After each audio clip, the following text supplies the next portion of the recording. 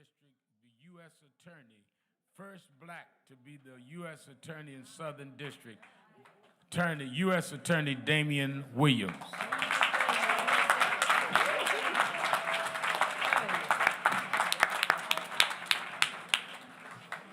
Thank you, Reverend Sharpton, for inviting me here today to celebrate Dr. King. So today is a good day to reflect on the principles that Dr. King preached to America. And when I say preach, I don't mean just the gospel, because Dr. King, as we all know, was also an evangelist for a different kind of religion here in America, a civic religion. Dr. King examined our founding documents and discovered the principles that we were promised but were not provided. Principles like universal freedom, universal equality, hope, happiness. And Dr. King told us that those things could only be achieved through persistence and peaceful struggle, the kind of struggle that leads to what he called the beloved community, right? A place without hunger or hatred, a place of redemption, a place of reconciliation. And all those years later, 55 years after an act of hate struck him down at 39 years old, those principles are still true and timeless. But let's not get it twisted. You know and I know that just because something is true doesn't mean that it will ultimately triumph in the end. Right. And Dr. King knew that too. I mean, this was a man who was filled with boundless optimism for America and hope for America, and yet at the same time, at the very same time, could be brutally honest about its shortcomings. This was a man who stood at the foot of Lincoln in the city of Washington, in the teeth of Jim Crow, the era of Bull Connor and the Billy Club, and despite all of that, still declared that he refused to believe that the Bank of Justice was bankrupt in America, and that a better future was within our grasp if we were willing to work for it. Yes. Dr. King is what people call a seer, a man with prophetic vision, yes. A man who could see two horizons at the same time. The old horizon behind us, a road that began with tears of pain from our ancestors, and the new horizon in front of us, a road that, God willing, ends with the tears of joy of our descendants. Now, all of us have a role to play in making our way toward that new horizon. I'm trying to do my part as a U.S. Attorney in the Southern District of New York. I am as determined as ever to make civil rights enforcement core to what we do in the Justice Department. I want to make sure that the people of this district can enjoy freedoms in all the different forms. Freedom from racial discrimination, freedom from religious discrimination, freedom from hate crimes, which are far too high, freedom from wrongful convictions, freedom from predatory landlords, freedom from unsafe working conditions, freedom from unconstitutional and unsafe prison conditions, freedom in all its forms, freedom from environmental injustice, and yes, freedom from gun violence, because safety is a civil right too. It's the freedom to be safe, and you deserve that. And so I promise you this, I will use all my power as long as I am U.S. Attorney to work for those freedoms, to be guided by Dr. King's prophetic vision, to work every single day to prove that Dr. King was right when he said that the Bank of Justice in this country was not bankrupt, and to work day by day, step by step, with all of you in this district to move towards that new horizon. Thank you, everybody, for having me. I appreciate it.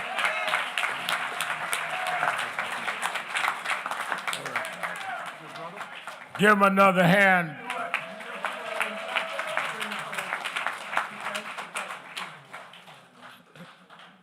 I was not the only one that did some traveling.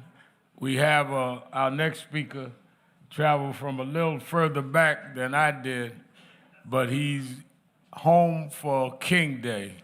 And may I bring you straight from El Paso, Texas, the mayor of the city of New York, Mayor Eric Adams.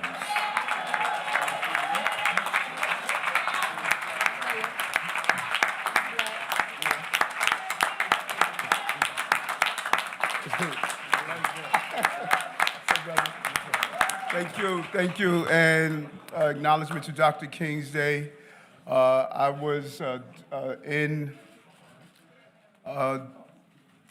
Tulsa, actually, I was in Texas, and on my way back on the plane, I saw an amazing documentary I really think we all should see. It's a documentary that was done on Sidney Poitier. And the director was Oprah Winfrey.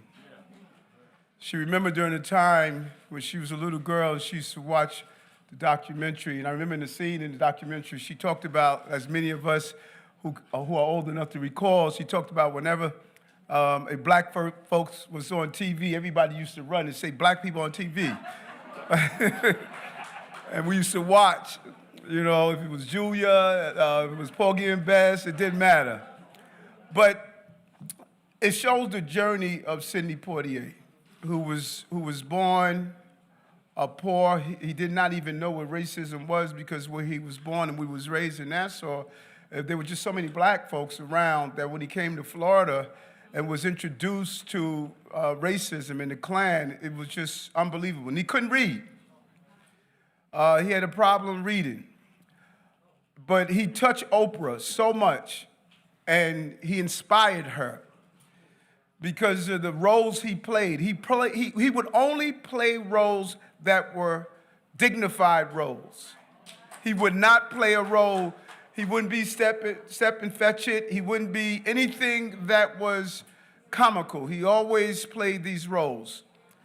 And then during the height of his campaign, of his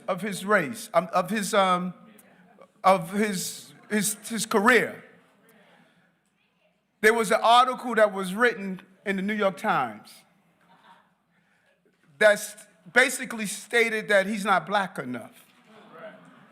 And they basically set the tone that black folks felt he wasn't black enough. And Oprah tells the story of her 42nd birthday that Quincy Jones held for her. And she walked inside the room and turned the corner. And who was standing there? But Sidney Poitier. And she said tears rolled down her eyes, and she spoke with him, and he sat her in the corner. Because at the time, Oprah was going through, she's not black enough. And Sidney said to her, "You cannot carry the dreams of others on your shoulders. You must live your life and your dream." And it's so significant in this moment. Because if you were to do an analysis of black and brown folks who stood in the line of fire, you will find this unique sentence, they're not black enough. I cannot tell you how many times, if it was a knife in his chest or standing up and being incarcerated for fighting on behalf of the people in Puerto Rico, fighting on behalf of people who were going through tragic moments, that there were those who were detached spectators, sat on the bleachers and watched people like Reverend Sharpton on a full battle of life, and then want to critique what he is and what he is not.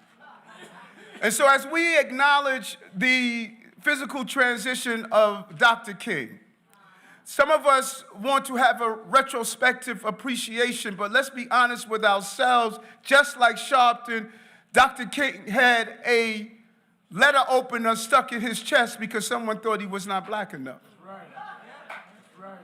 And if you would read the articles back then, not the ones now, not the clean up version of saying how much he was this great civil rights leader, but go read the articles back then and how all of them demonized Dr. King and did not understand the real mission that he was putting forward and what he was fighting for. So we could talk about the greatness of who he was, but how did we treat him when he was there?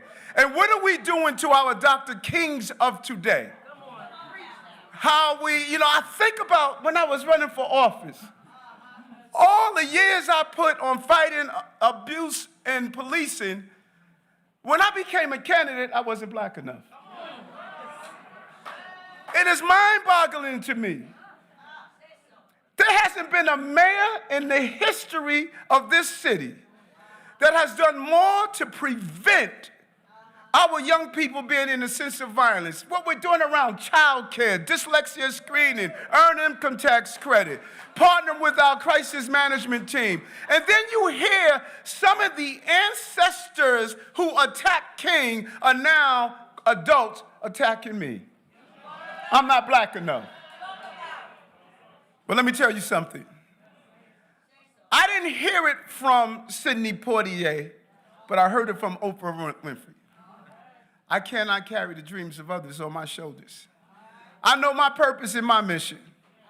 And my purpose and my mission is to say to the black and brown people who are running this most important city in the most important country, this is our opportunity to uplift the things we fought for years. The real reflection on Dr. King is, what are we going to do with the power we have now? Person of color is the borough president in the Bronx. Person of color is the borough president in Queens. Public advocate, person of color. Hakeem Jeffries, person of color. Leader of the Senate, person of color. Leader of the Assembly, person of color. Leader of the City Council, person of color. President, borough presidents. The mayor, person of color. Heads of major committees are people of color. So the real celebration of Dr. King is to say, this is what he marched for, this is what our ancestors fought for, this is what we put our lives on the line for, this is the moment that they all asked for. So now the question is, what are we going to do with that moment, and how do we uplift the people in the process? And so, I don't walk around with a dashiki. I don't have enough hair on my head to have an afro. But when you do an analysis of my office, and you start to see that my first deputy mayor, person of color, my chief of staff, person of color, my chief advisor, person of color. You go into my agencies and you see the first Korean that has ever been a commissioner. You see the first person that's a Muslim that has been a commissioner of a major agency. When you see the diversity, 5 women are now deputy mayors in the city of New York after being locked out for so many years. When you see what we are doing, we're not yelling and screaming of saying who we are. We're living who we are. That's the Dr. King moment that I know.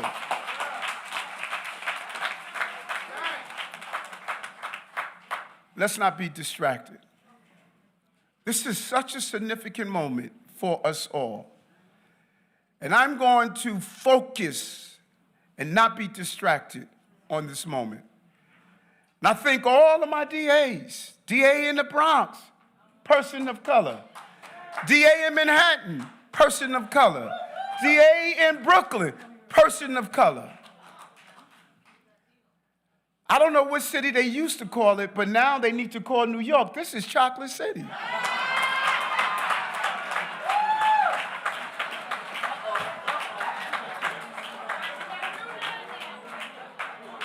Now quote that. And we don't have to leave anyone behind. That's why, Ken Sunshine, we are fighting with our Jewish brothers and sisters to deal with anti-Semitism in the city. That's why we are connecting with Grace Ming and the AAPI community and Assemblywoman Raj Kumar to deal with what is happening with our brothers and sisters from the AAPI community. That's why we are connecting with people who are a part of the migrant and asylum seekers. I don't even know the madness of people telling me I shouldn't go speak to my fellow mayor in El Paso to deal with a crisis that the national government is supposed to be dealing with. Stop running for office and do the office you got now. So on Dr. King's Day, we are not just going to think about the dream. We are going to live the dream. And we're going to move our city and the country in the direction of where the dream is supposed to take us. Thank you so much. Thank you, Reverend Sharpton and Nan.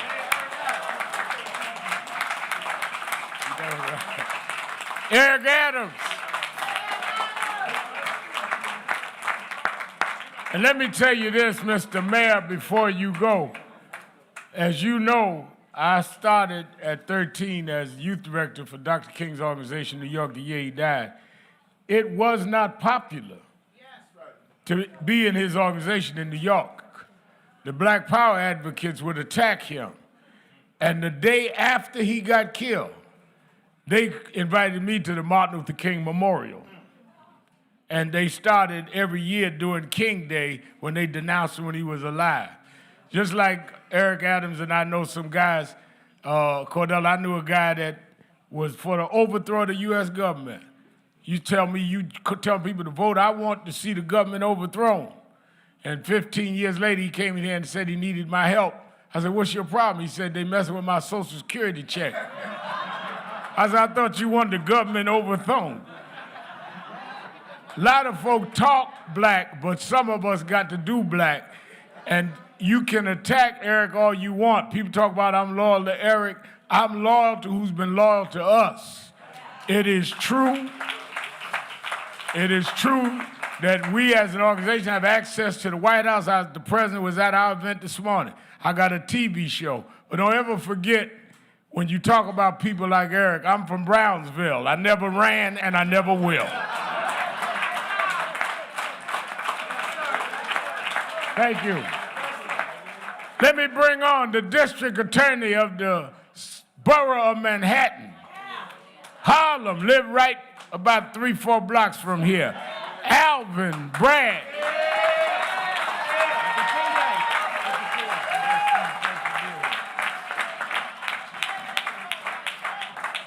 Thank you, Reverend. I was joking with my colleagues in the back.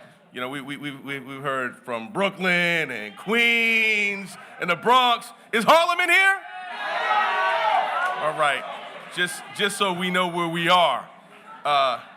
So look, I come to you prayerfully this afternoon, and you know, I often start with scripture, and Dr. King was a Baptist preacher, so it is only fitting to start with scripture. And as I look at Dr. Dukes, Ms. Carr, our chairman, Congressman Rangel, and of course, Reverend Sharpton, I think of Galatians 6:9, which says, grow not weary of doing good works.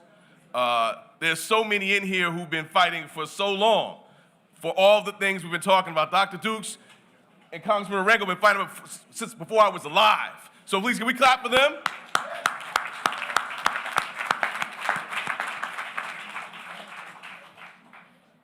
I draw so much inspiration and strength from the work that they do and the rights they fought for. So what does that mean for your district attorney? And our U.S. attorney said it earlier. Our first civil right is our safety, our ability to walk to our corner store and get some juice and milk and come back home safely. That is our first civil right. As Reverend Sharpton said, I grew up not too far from here, and I grew up not too far from here ducking from gun bullets. So that's our first civil right.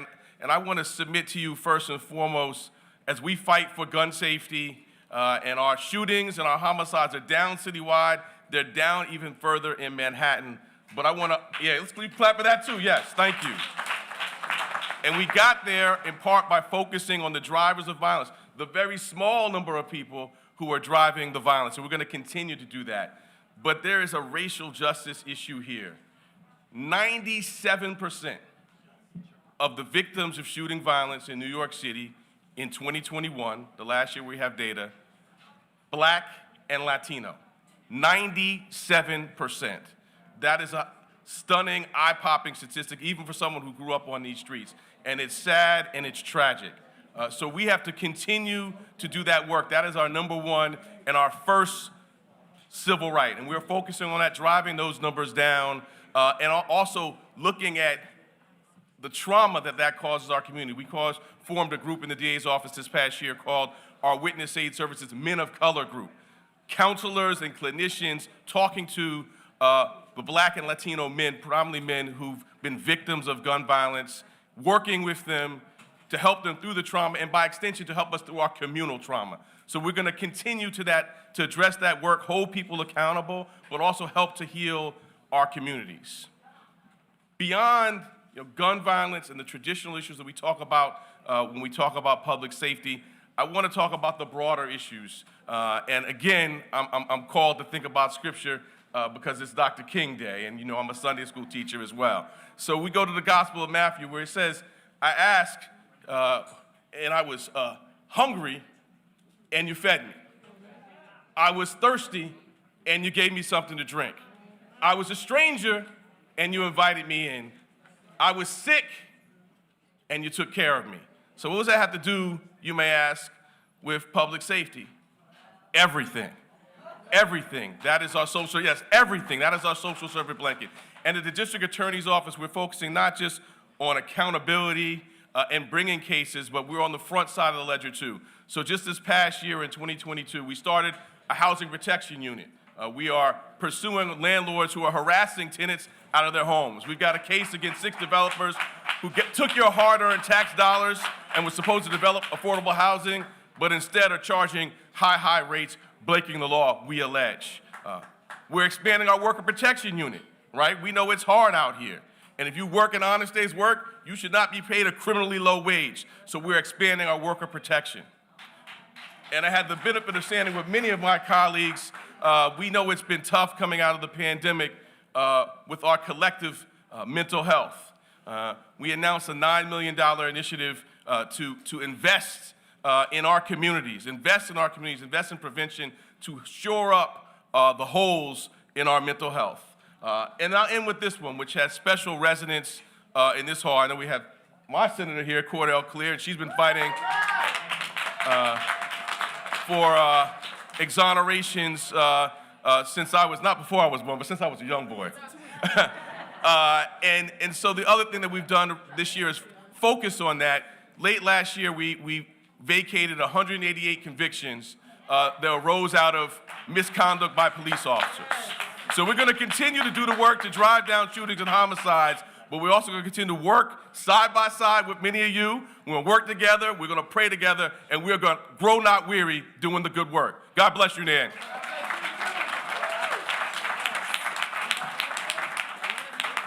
All right, no stranger to the House of Justice is none other than the New York City Public Advocate, the great brother from Brooklyn, Jumaane Williams.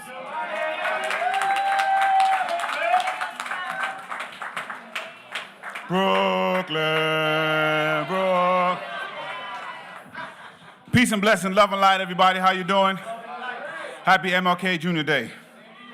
So today we get to celebrate the Reverend Dr. Martin Luther King Jr., and everybody, almost everybody, will be lifting his name.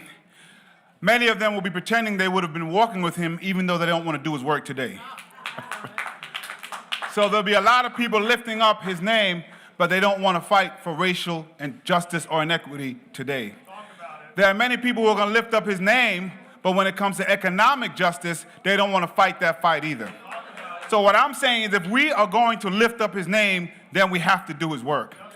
And there are words that somehow we've allowed people to adopt and to pervert, and we have made become dirty words. It's a word like progressivism. Somehow it's become a dirty word, but Dr. King was a progressive. And unlike the word Republican, progressive means the same today as it did before. There's a word like, and this is where I gotta hide, democratic socialism. I kind of duck when I I got a duck on the democratic socialism one. That's a dirty word, but Dr. King was a democratic socialist. That's what he was pushing.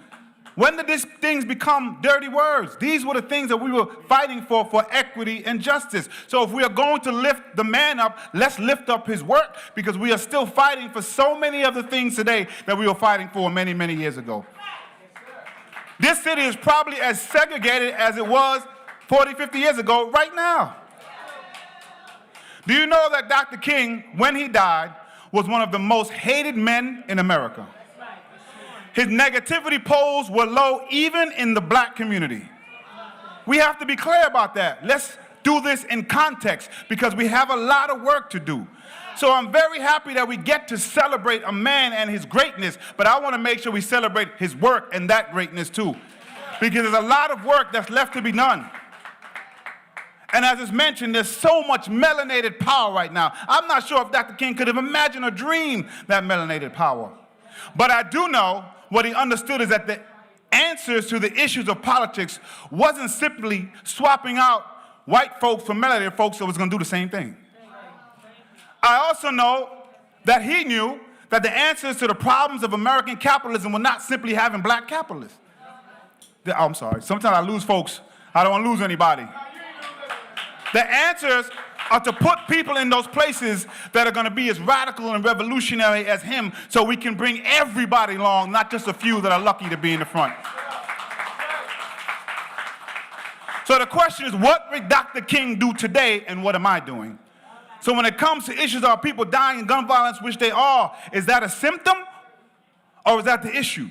Do we have to fight to stop that symptom from occurring as occurred, dealing with housing, mental health, dealing with lack of school? All that stuff is no excuse, but if we address those issues like Dr. King wanted to do, that gun violence would melt away. What would Dr. King say today to the asylum seekers that are coming to our city? Would he use it as an opportunity to divide us? Would he make it up so that it's either long-term New Yorkers or new and aspiring New Yorkers, or would he say it's all New Yorkers? Because he knew we had to fight against anti-black racism. And I want to be clear when I say anti-black racism, because that's in its own bucket, and we have to address that. And it's still alive today. But he would say that we can't let anybody suffer injustice. We can't let anybody suffer oppression. We have what we need. When you hear me saying, people saying we have to make sure our wealthy pay their fair share, Dr. King said that. I stand here because of the dreams that he has. But do you know that he said he wondered if he segregated into a burning house? He wondered if his dream turned into a nightmare? So we can't sit and allow people to sanitize the memory of Dr. King. And we try to say, oh, it was the peaceful one, and then we had our brother Malcolm X. They killed both of them. Because it wasn't how they were saying what they were saying, it's because they were saying it at all. So Dr. King just wanted peace, I want to share something really quick. If peace means a willingness to be exploited economically, dominated politically, humiliated and segregated, I don't want peace. If peace means being complacently adjusted to a deadening status quo, I don't want peace. If peace means keeping my mouth shut in the midst of injustice and evil, I don't want it. Peace is not simply the absence of conflict, but the existence of justice for all people. That ain't me, that was Dr. King. You know the man you celebrating, the man you lifting up, celebrate all of him. Because we are in a space right now where we have tremendous wealth, tremendous access to power. What are we doing with it? And by the way, melanated people don't get two chances. We only get one shot. We got to get it right. We got to bring everybody along with us. Everybody. America has never lived up to its full potential. America has never lived up to what it said it was on paper. But I'm very proud to be part of the America that has tried to make it do so. That man, Dr. King, risked his life. To all of us who have titles, we can risk at least that. We can at least risk our titles. We can risk our stature. And I'm talking about myself because I'm not holy and now. I'm in this game. So I'm talking to myself as well. But there are people who are counting on us. Just because a few black folks have made it doesn't mean black folks have made it. Just because a few Latinx people have made it doesn't mean Latinx have made it. Let's ask ourselves, what would Dr. King do? What would Jesus, peace be unto his name, who Dr. King worshiped and followed, what would they do? And are we doing that? And I don't think we are right now. But we have an opportunity to do it. So when we go to next Dr. King Day, let's say what we did this past year that really lifts him up. It's easy to say his name. It's hard to do his work. Y'all still with me? I'm so proud to be in the House of Justice. And I need to make sure everybody understands. I don't care whoever tries to say it's not true. The Reverend Al Sharpton is a continuation of the civil rights work that Martin Luther King Jr. was doing. I'm so happy to be with my colleagues. I'm so happy to be with everybody. Y'all still with me? Sometimes I lose. Just because you're wealthy doesn't mean bad. But we know we got to talk about this stuff. I wouldn't mind being wealthy too. I got to tell you that. But we got to pay our fair share if that's what it is. People need to be housed. People need food, good food. People need an education. Our folks need these things. How can we be dealing with the same things for 40, 50 years? We've been screaming jobs and justice. If you're going to lift up his name, lift up his work, or don't say nothing at all. Peace and blessing, love and light to you all. Thank you so much. All right.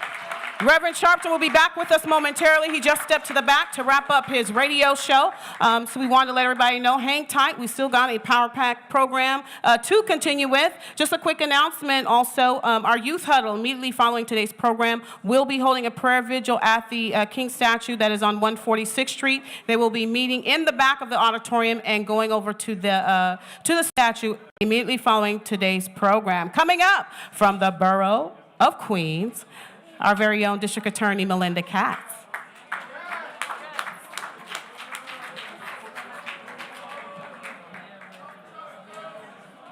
Let's hear it from Ms. Katrina. She's got the hardest job in the House. Ms. Katrina, Mr. Derek, Madam Carr, Mama Duke, who I see so often in Queens County. I swear she's running for borough president. So I want to thank her. So, I was afraid I was going to have to speak after Mayor Adams. And I was going to say, I'll watch anything Sidney Poitier's in. I think that is an amazing story he tells. I want to thank Public Advocate Williams and just everybody that's here. I am the District Attorney of Queens County. There's Queens in the House. I just want to know.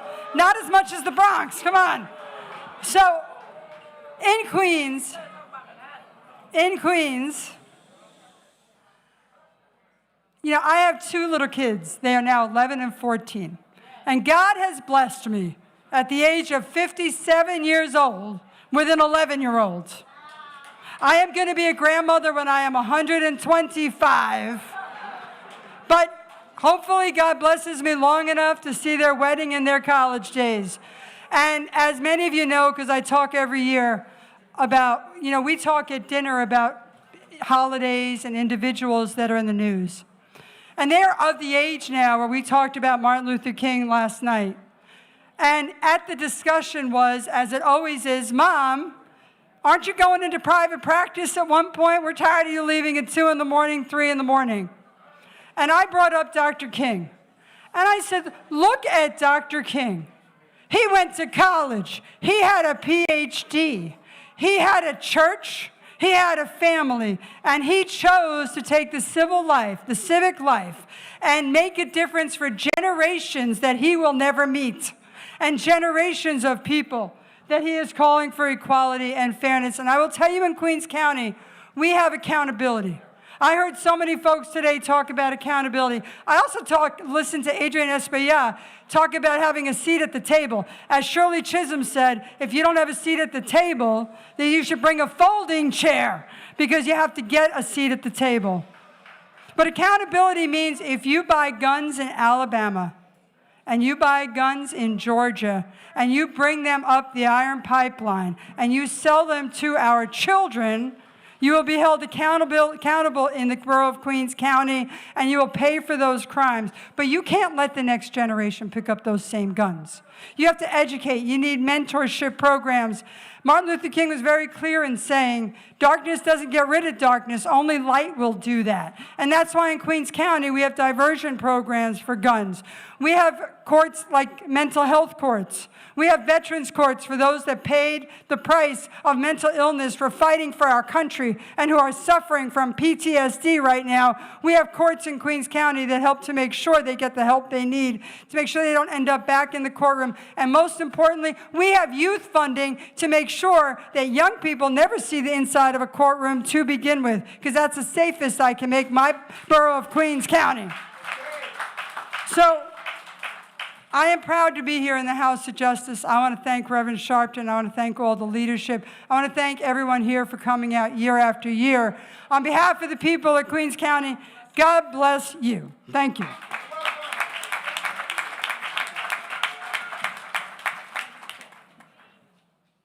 All right. New York State, he doesn't know that I'm bringing him up because we just changed the order. Comptroller, none other than our very own Tom DiNapoli. You can do better than that. He handles the money. Thank you, Reverend Al. Thank you, Reverend Sharpton. Good afternoon, everyone.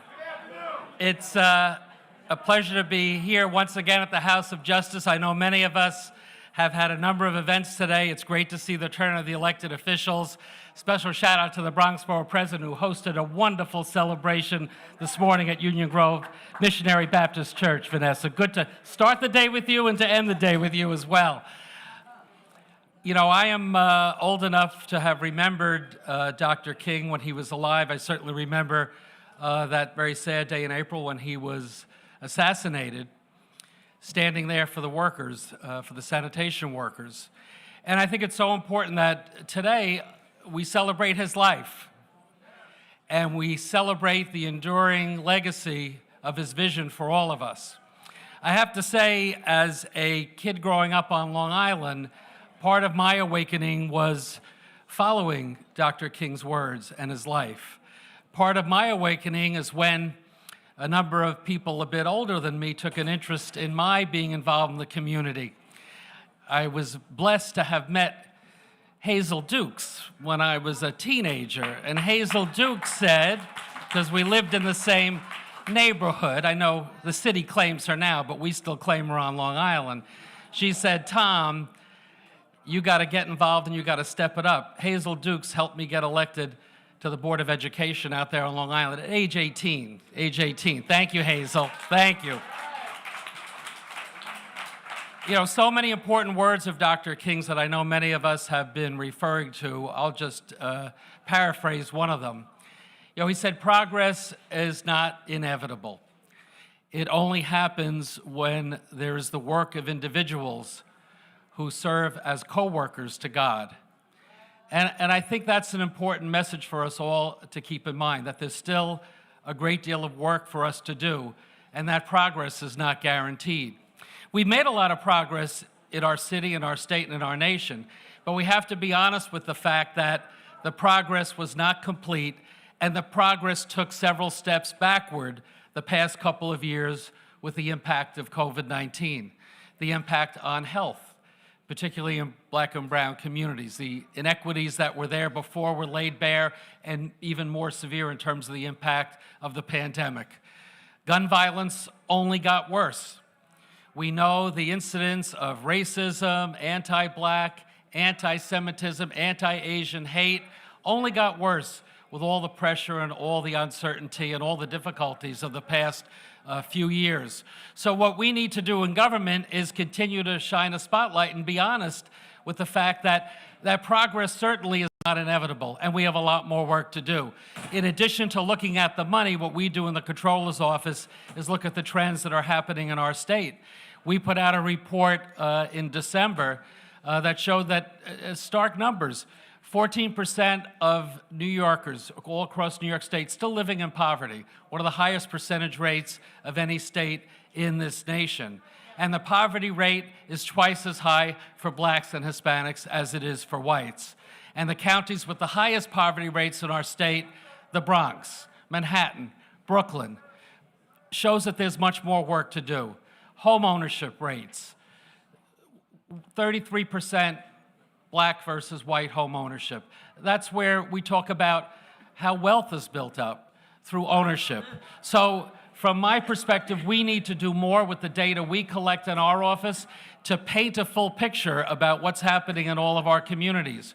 We have more reports coming out on food insecurity, on housing affordability, and we are seeking in ways that we can with the power of our office, as Reverend Sharpton said, because we do have something to do with the money, trying to move the money in a direction that addresses these issues. So I have to leave it to the governor and the legislature to make decisions on budget priorities, but we're going to continue to shine a spotlight on the needs that are out there and hope that that informs a more thoughtful discussion. With the money that we do control, and I appreciate Reverend Sharpton's support and encouragement in this area, we are continuing to empower more black and brown, Hispanic, Asian firms who manage our pension money. We are giving more money to those managers that have been closed out of the system for many years. And you know what?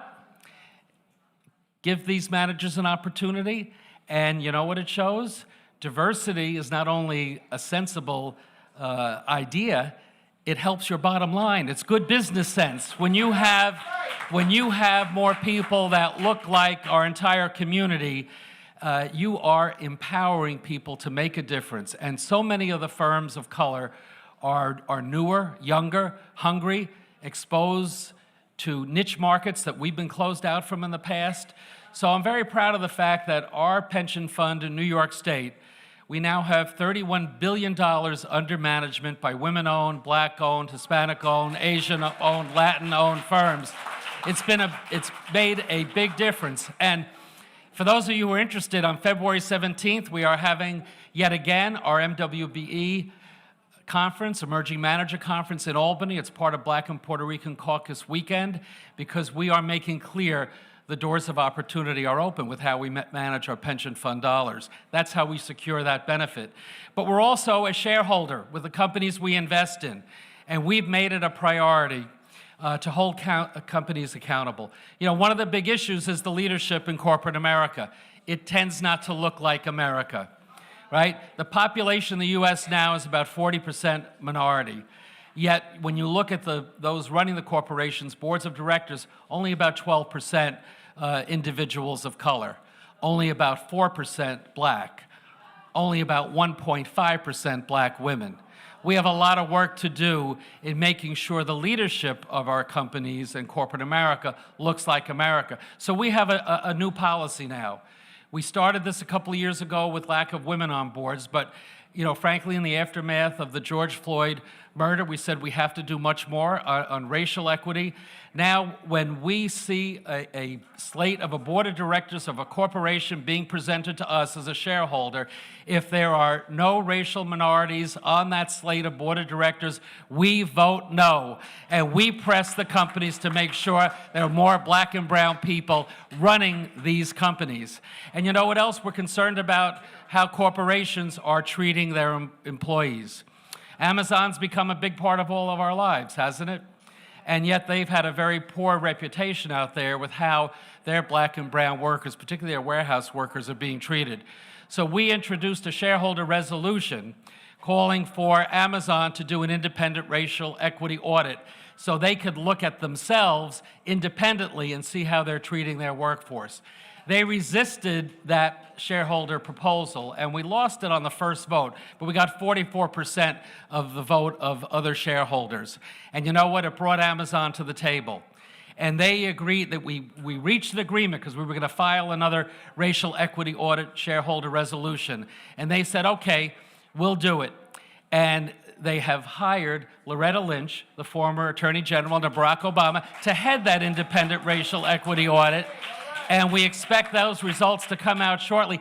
And we filed similar shareholder resolutions at other corporations. We're going to continue to do what we can because corporate America must be part of the change. Government cannot do it alone. Corporate America must be part of the work that we need to do. So let me just say that we have an agenda that's very much focused on the work that we do. We're pressing the banks that have had some big issues about discrimination in their lending practices. We have a whole agenda that is refocused on the issue of racial equity. If there is anything positive to come out of that terrible tragedy of George Floyd's murder, it certainly got us to be reminded that we all need to do much more work. Let me just close. I will read one quote from Dr. King, and I'll end it there. Hazel will remember I read this at my inauguration last week when you were kind enough to speak there. This is part of what he said when he accepted the Nobel Peace Prize. When our days become dreary with low hovering clouds and our nights become darker than 1,000 midnights, we will know that we are living in the creative turmoil of a genuine civilization struggling to be born. I read that quote at my inauguration last week because it may sound like a pessimistic view, this notion that there's a darkness, there are clouds hovering, but I think it's Dr. King's notion that if there's a time of struggle, and even though it may seem like things are not always going in the direction that we'd like them to go in fact, this is part of the process. This is part of the struggle. This is part of the engagement that we all have to have with each other to make sure that all of us can live with dignity and respect, with safety, with success. So I know in some ways I get frustrated like we all do that we're not further along, but this is part of that process for us to have a genuine civilization here in New York City, in New York State, in the United States of America. Let's keep Dr. King's dream alive. Let's work harder, harder, harder to make it a possibility. And I'm very proud to stand with Reverend Sharpton and Nan in that struggle for us to achieve that genuine civilization. Thank you all very much. Thank you. State Controller Tom DiNapoli. Let us hear from a brother beloved that we've known who has served and has dealt with one of the most critical aspects of our city and our community. He is now the Chancellor of the New York City school system, the Honorable David Banks.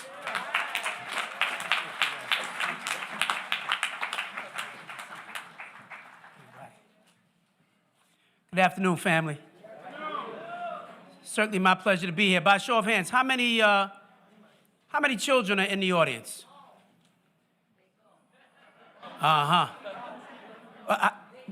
Keep your hands up. How many of you have children?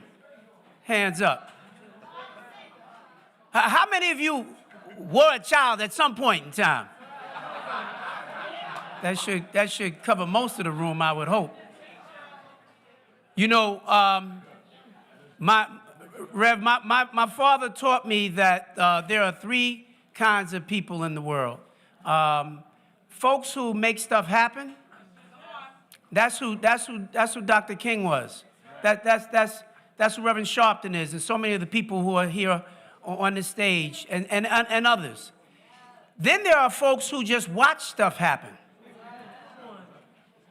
There are a whole lot of them. There are a lot more of them. And then there are folks who just kind of wake up every day and say, hey, what happened? Our community can't afford to have so many people who just wake up every day and say, what happened? Or folks who just stand on the sidelines watching what happens. We have to be much more proactive. And when I think about our school system and the work that we have cut out for us to begin to change what's happening in our school system so that we are producing young people who are change agents, young people who are going to come out here and make stuff happen. That's the reason why we should be sending them to school in the first place. And so we're going to be working very hard to do that. I'm just mindful of, Dr. King. We know him for so many great speeches. But there was one speech that he gave in 1967 in Philadelphia. At Barrett Junior High School. He spoke to a group of junior high school students. And he left them with just three things that he said. And what I want to tell you. The first one he said is that as a young person, you must have a deep and abiding belief in your own dignity, self-worth, and somebodyness. That sense of purpose that you know that you are somebody. We have to affirm that. And for so many of our young people, they don't have that sense because they don't know who they are. And so we've been working really hard, and as we go into the next school year in September, we will be rolling out a Black history curriculum that will be taught to every student in our New York City public schools. Absolutely. Far too many of our young people don't know who they are, and we haven't done a good enough job of teaching them, and then we blame them when they get it wrong. And so I didn't come here today to talk rhetorically. I wanted to tell you some very specific things that we are, in fact, doing. And so that is one thing. The other thing I will tell you that Dr. King said to young people in Philadelphia was that endeavor to be excellent. Think about that. He said you ought to burn the midnight oil. You ought to study. You ought to be striving to be the best. Remember when we were raised like that? When we were told we had to be twice as good?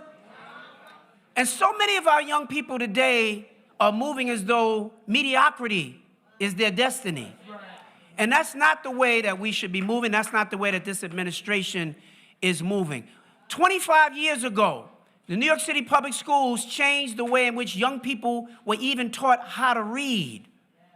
And they got it terribly wrong. 65% of Black and brown children in our schools today in New York City are not reading on grade level. That is criminal. That is criminal. And so we're going back to teaching young people through phonics, the phonetic approach to the teaching of reading, a very basic approach, because we're going to make sure that by the time this administration is done, there won't be one young person that's not on grade level. By the time they're in the 3rd grade, they must be on grade level. Because if they're not, you're fighting an uphill battle on everything else that you're trying to achieve. You cannot have excellence if young people don't know how to read. And so we're going to ensure that we have that. And the final thing I want to tell you is that Dr. King said that we ought to be committed to the eternal principles of beauty, love, and justice. We have to give our young people a purpose for why they go to school in the first place. And that's one of the reasons why we committed to what we call career pathways. We're going to ensure that whether you go to college or you don't go to college, you're going to come out of school with the credentials that you need to go to college. And if you decide not to go to college, you're going to have the certifications, you're going to have the licensing, you're going to have all the things that you need that you can step right into the world of work. This 21st century economy is very different than when we went to school. And we have to spend our time and our taxpayer dollars ensuring that young people have all that they need so that when they get out of school, they can get off mommy and daddy's payroll. Say amen, somebody. So that's what we're focused on. That's what we're going to be driving. We do it in the spirit of Dr. King. I do it in the spirit, and I would tell you, of Reverend Sharpton, who is a living, breathing a page of American history for so many of us and so many of our young people. And so I'm so happy to be here. Dr. King said, if you can't fly, then run. If you can't run, then walk. If you can't walk, then crawl. But whatever you do, keep on moving. Keep on moving, people. Love you. God bless you.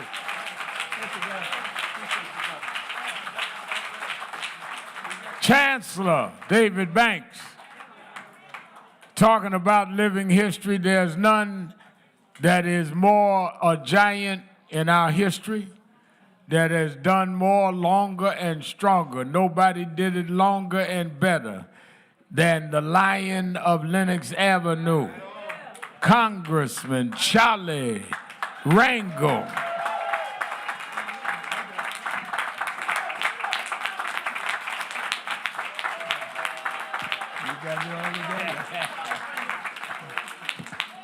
Wow.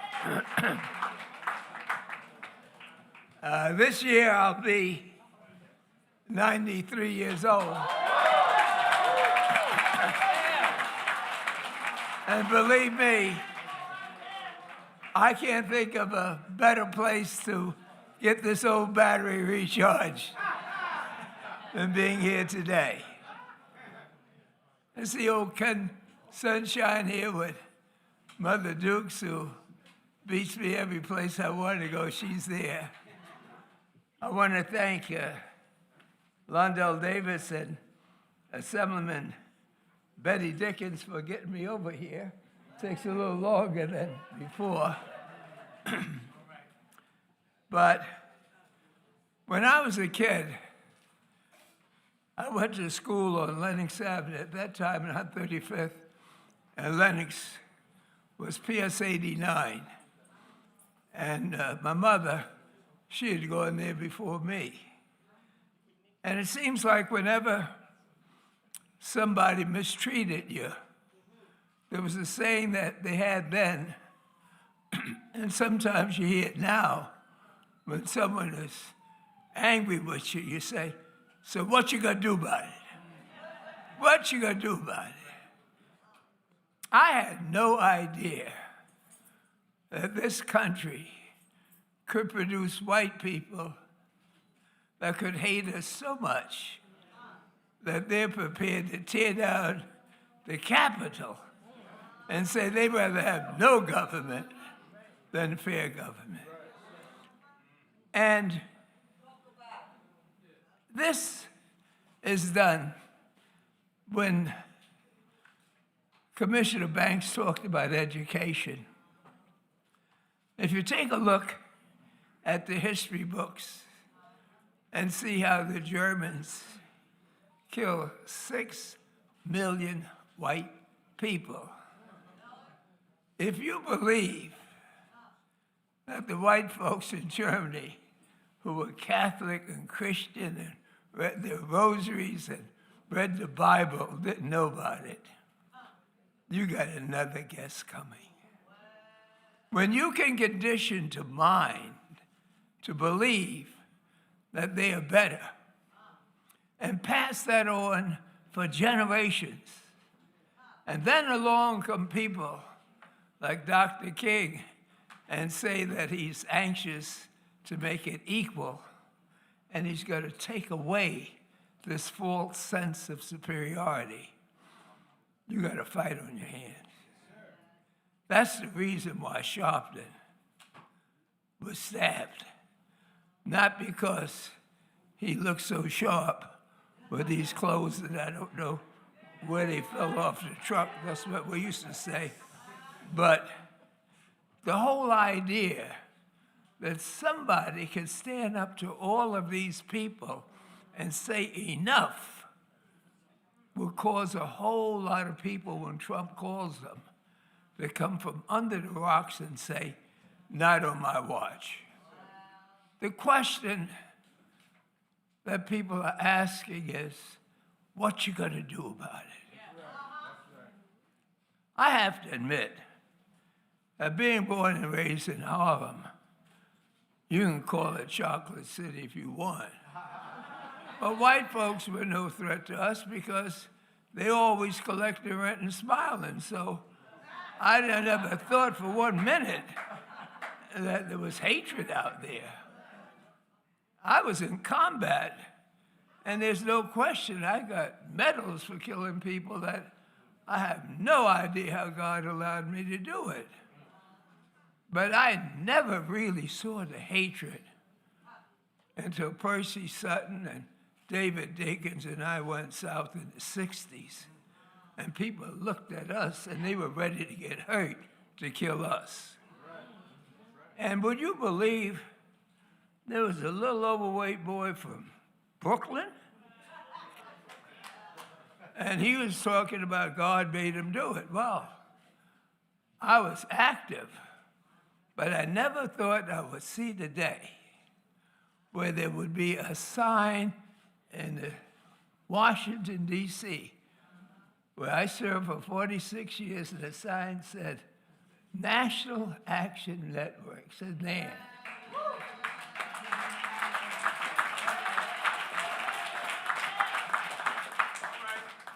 And who was speaking?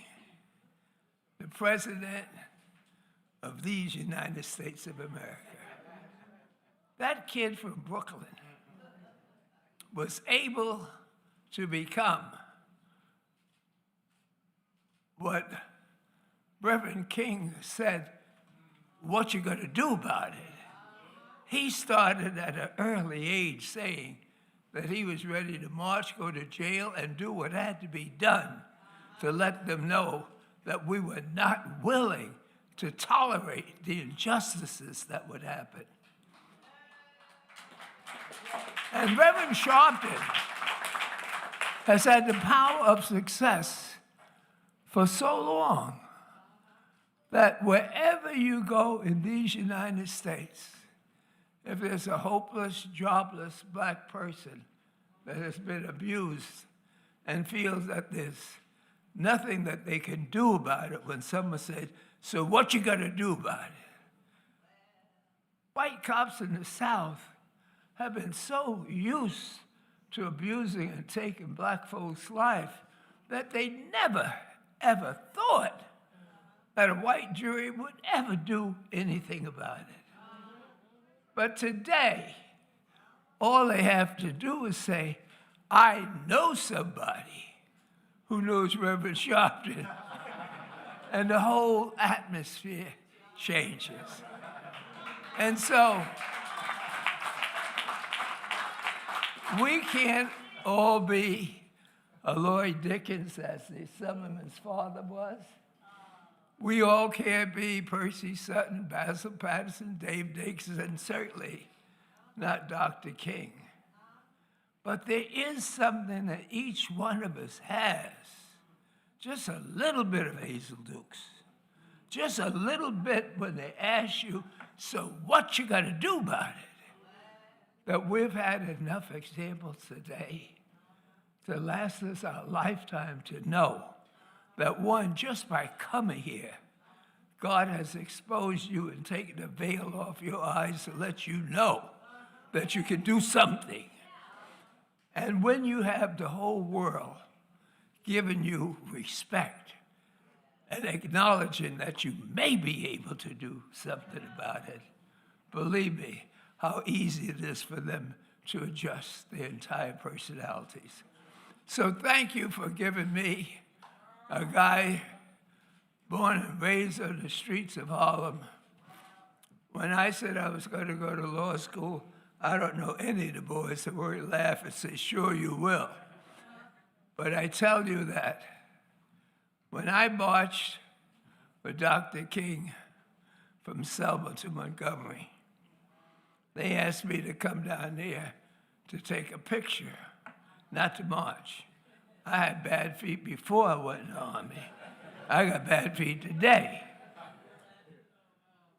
And so when they said the crowd was moving, I was moving too, toward a taxi or something, because I had a round trip ticket. But I did not know in Selma they had no sidewalks. And before I knew it, I was in the bushes, no TV, no lights, marching, and I cussed every step of the 54 miles. What the hell was I doing in Selma, Alabama? It was only after that I truly understood, when they said, what you gonna do about it, that I could say, I can do this much as all of us can. Thank you for giving me a chance to do it mine. And Reverend Sharpton, I don't know how I treated you when you were a kid, you know. And I don't know what lies people talked about when they said, I didn't give you the respect that some kid from Brooklyn deserved, but to be honest with you, I didn't know nothing about no Brooklyn, you know? But you have really been the epitome of hope and dreams and fulfillment of those dreams. And today, for you to be there, listening where the president is listening to you, I know Martin Luther King is smiling, saying, you're doing something about it.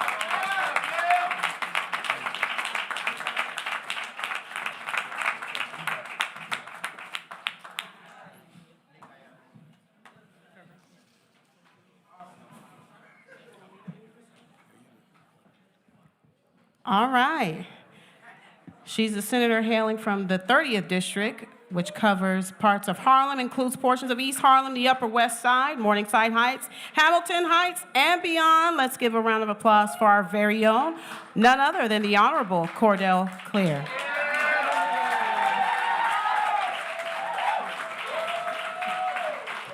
Thank you so much.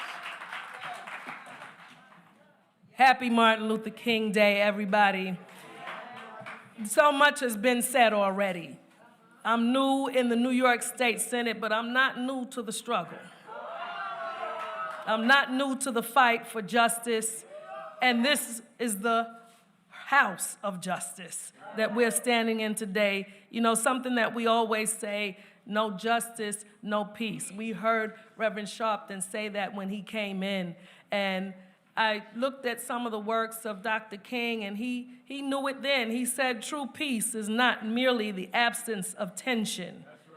It is the presence of justice. So if there is no justice, there can be no peace. So I've known, you know, Dr. King's work in school. We had to rehearse his speeches. We had plays about him. And, you know, he was always a legend. He was like a family member in our home, in our house. He was someone to be revered and respected. And, of course, my mother was a minister, so, you know, it was all about Dr. King and his ministry. But we didn't have him.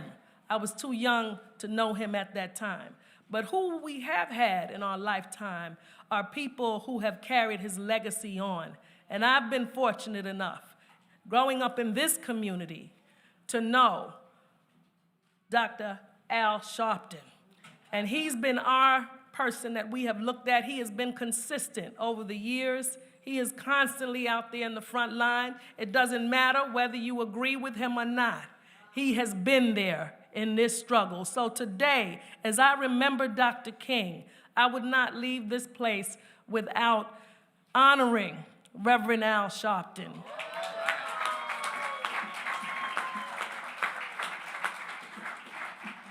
I'm not going to read all of this, but I am going to say just a portion of it, honoring Dr. Alfred Charles Sharpton. They put this on here.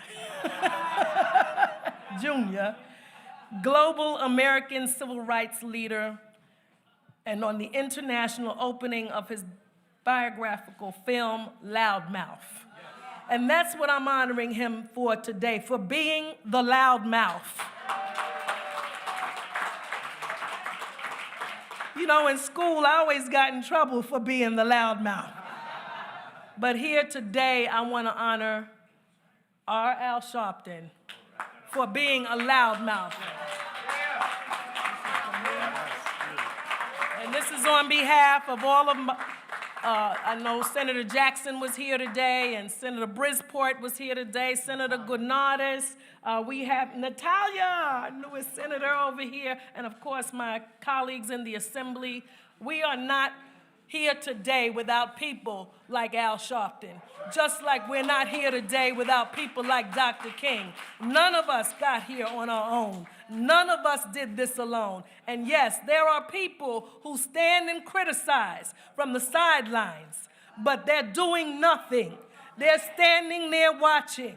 So I'm proud to be here with Dr. Sharpton today and all the rest of us who are doing things in the community. I see Judge Michelle Sweeting, who's been here, doing it on the bench.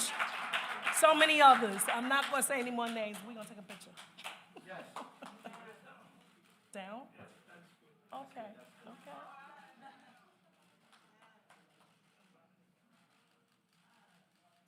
All right. Thank you.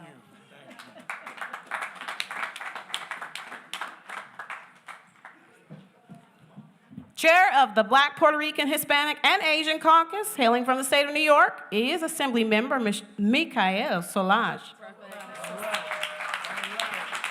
Good afternoon, my brothers and sisters. Once again, my name is Assemblywoman Michael Solage, and I hail from a little place called Long Island. Does anyone know about that place? Not only am I Assembly member, I'm also chair of the Black, Puerto Rican, Hispanic, and Asian Legislative Caucus, united in ensuring that we power marginalized communities. So I want to have all the caucus members stand up so they can be acknowledged. There's 76 of us, from Buffalo to Rochester to Montauk, all the way down. There's so many of us, so I thank all my colleagues for being here. So I thank Nan for bringing us together for Martin Luther King Day. And we gather in Harlem, which is the mecca of Black power, right? Yeah. A beautiful place. And I would be remiss if I didn't talk about an important policy as reparations, right? Can we turn around to our brothers and sisters and say reparations now? Reparations now. And so I'm currently the sponsor of the New York State reparations bill, where we want to convene a commission. Yeah, applaud that, yeah. Where we want to invite individuals, community members, to actually talk about what reparations will look like here in New York State. Brothers and sisters, Reverend Dr. Martin Luther King Jr., I say his full name because I love it, spoke of reparations for enslaved and their kings, for the injustices done and the wounds deep within. He knew that slavery was not just a thing of a past, but a trauma that continues to linger even to today. He knew that systematic racism and equality was a threat to true freedom, and that we need to take our destiny. We need to stop the legacy of chattel slavery and the dark shadow that it casts upon us. The scars that are deep, we need to heal. And so we need to grow with this policy. He said that reparations was a step towards atonement for the sins of our forefathers. And it's not just about the money, brothers and sisters. I know it's an important part for you, but it's also about charting a new course and closing so many of the gaps that affect our communities. But Martin Luther King Jr. knew that reparations alone couldn't heal those wounds. He called for education, for health care, for jobs, and ensuring that we have housing for all those, to make sure that marginalized communities are lifted up. He understood that reparations was a larger effort to address the root causes of poverty, the inequality that happens in our communities, and ensuring that the future generation, our children that David Banks talked about, have access to opportunities that are fair and dignifying. We know that's not just about slavery. It's about segregation, redlining, and other forms of discrimination. It's about places like Long Island, where Black and brown communities are packed and stacked, where the legacy of racism that we see exists in the bridges that prevented Black and brown communities from accessing the beaches, right? Yeah. But we need to use tools to keep Black communities together. Dr. Martin Luther King thought about freedom, and he knew that it was just about him. It was about us coming together. So what do? We know that we need to get together united as one. While Black Americans are still seen as second-class citizens, we need to know that this legislation that I have before me that I'm sponsoring is not about myself or about a certain stack. It's about us. We need to push policy that will move us forward. And so let's break down the walls of segregation today, and let's uproot the system of oppression and exploitation. Let us walk towards a future where we are all equal, where the legacy of slavery is no longer a sequel, where reparations is not just a dream, but a reality, right? Yeah. Where we bring healing and reconciliation. So for those acknowledging the past, yes, let's acknowledge it, but let's build a future. Let's build a future on what Dr. Martin Luther King believed in, that we are all equal together. So I thank you, everyone. Please continue following the Black, Hispanic, Puerto Rican, Asian Caucus. Just last year, we actually came out with our policy initiatives on Dr. Martin Luther King Day, and I'm telling you, we were successful. So I'm telling you, watch out for the caucus. We are organized and ready to get things done. Thank you.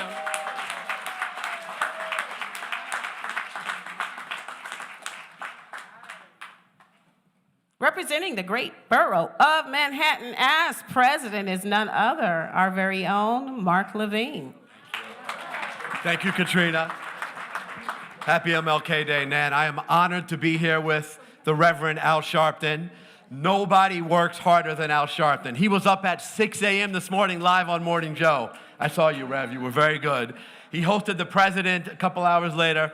He's here leading this gathering. I so appreciate you and your leadership and your voice for justice. I'm honored to be here with the Lion of Lenox Avenue. Congressmember, you still got it. Pulling no punches at 93.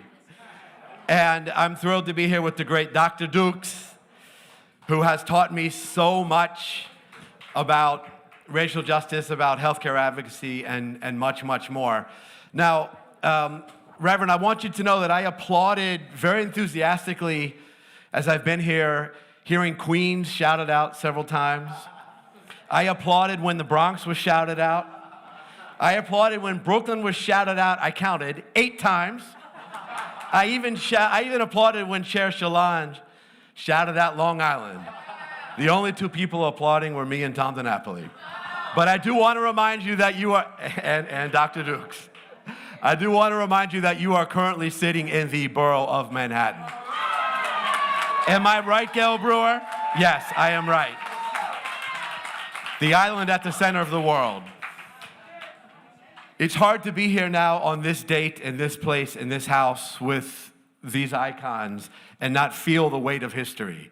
And I am honored to currently hold an office which has an extraordinary history of borough presidents. No fewer than 5 African-American borough presidents have served in Manhattan, every one of which was a major figure in New York City history and civil rights history, starting with a man whose name we need to say more, Hewlin Jack, who was the first African-American borough president in 1956.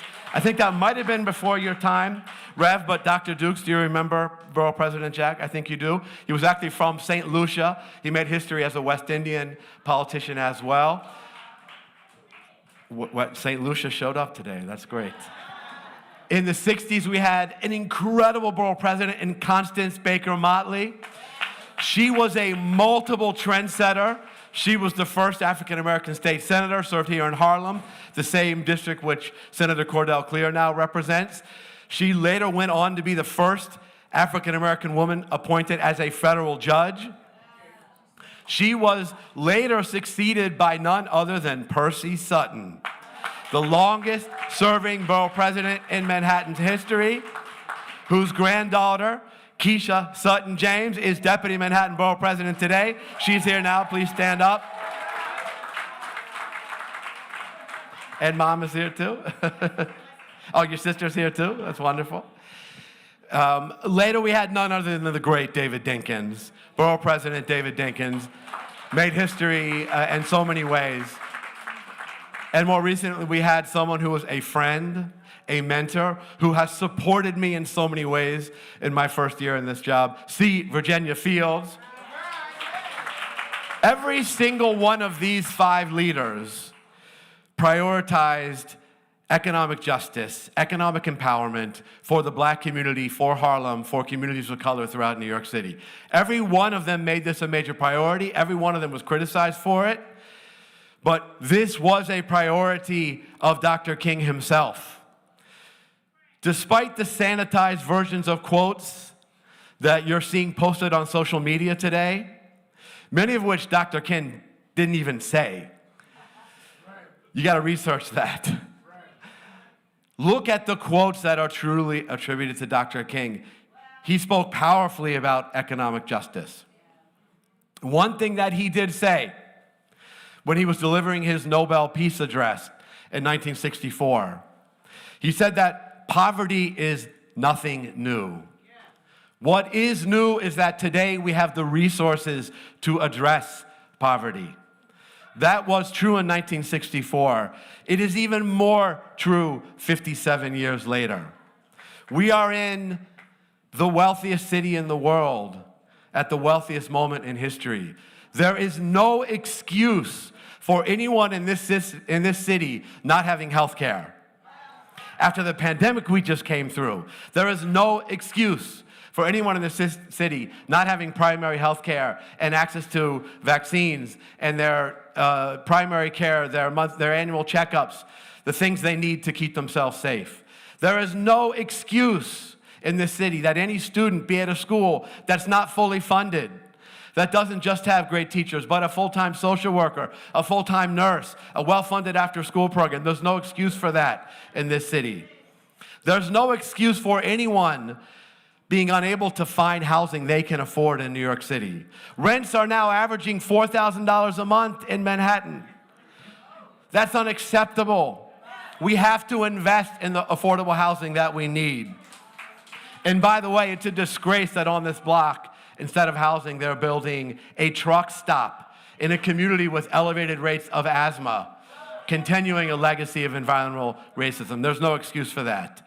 And Madam Borough President of the Bronx, I think you agree, there is no excuse for the fact that there are tenants showing up in housing court today facing eviction who are not being afforded an attorney. We passed a law, Vanessa and I, back when we were in the council, to establish right to counsel for tenants. But the number of evictions is increasing. It has exceeded the capacity of the legal service system. There are families losing their homes today because they don't have a lawyer in housing court. There are families who are entering the shelter system today because their right to counsel is not being fulfilled. There is no excuse for that. On MLK Day, on every day, we must do better in this wealthy city. We must attack poverty. We must create economic opportunity for tenants, for students, for small business owners, for everybody in the city. I am committed to using the powers of my office to achieve those goals, to partner with you, Nan, and everyone here uptown to fulfill the economic justice which Dr. King so eloquently pointed us towards. Thank you so much, everybody. Thank you. Coming from District 35 in the borough of Brooklyn, covering areas of Prospect Heights, Fort Greene, Clinton Hill, Crown Heights, and Bed-Stuy, none other than the Honorable Crystal Hudson. Thank you so much, and good afternoon, Harlem. And the happiest of birthdays to the great Reverend Dr. Martin Luther King, Jr. My name is Crystal Hudson, and as mentioned, I'm a New York City council member. We might be low down in the hierarchy, but we are closest to the people, so I'm pleased to be with you here this afternoon. And thank you to Reverend Dr. Al Sharpton for always welcoming me here in the House of Justice with open arms. Dr. King's legacy is one marked by sustained struggle. Of course, it's also a legacy of great social progress and radical achievement, but Dr. King comes to mind most when we're in need of inspiration. When in our fight for liberation we're dealt setbacks and face defeats, when our confidence and resolve cracks and the path toward equity and justice seems stacked with insurmountable obstacles. That's when Dr. King usually comes to mind. He professed that the future we deserve is within reach, but it is earned and never given. And that's what we search for in remembering and celebrating his life and legacy. In 1956, Dr. King gave a sermon at the Cathedral of St. John the Divine in Morningside Heights to commemorate the second anniversary of the Supreme Court's decision in Brown versus Board of Education. In it, he spoke, "Change does not roll in on the wheels of inevitability, but comes through continuous struggle."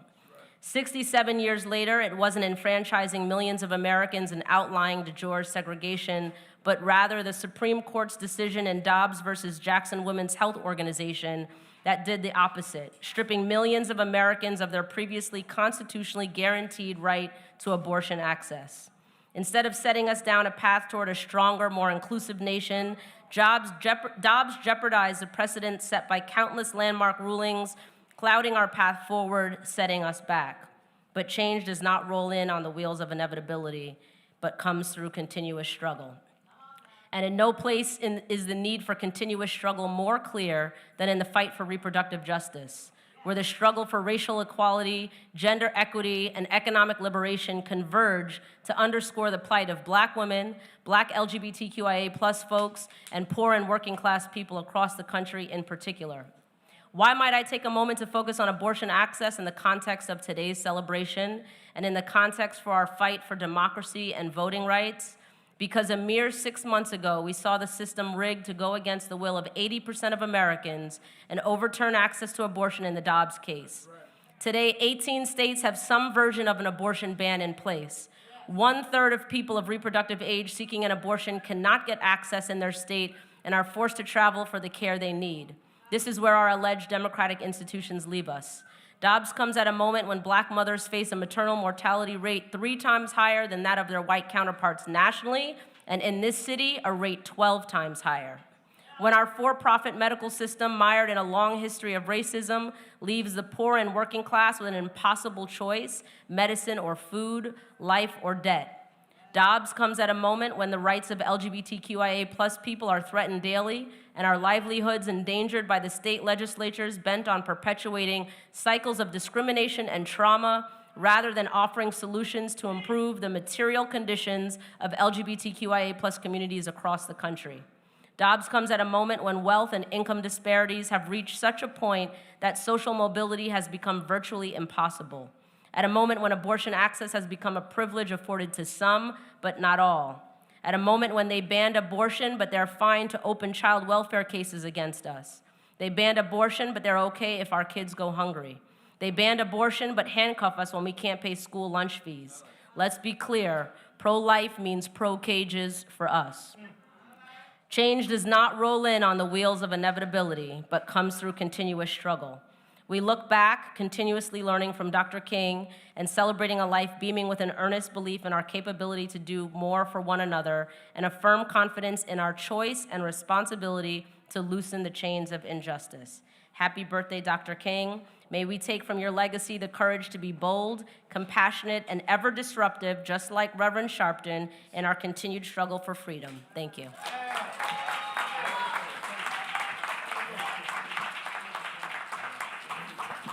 The first woman and African American to serve in her current capacity, hailing from the boogie down. Let's give a round of applause from our very own, the Borough President of the Bronx, Vanessa Gibson. Thank you, guys. Thank you, Katrina. Good afternoon, House of Justice.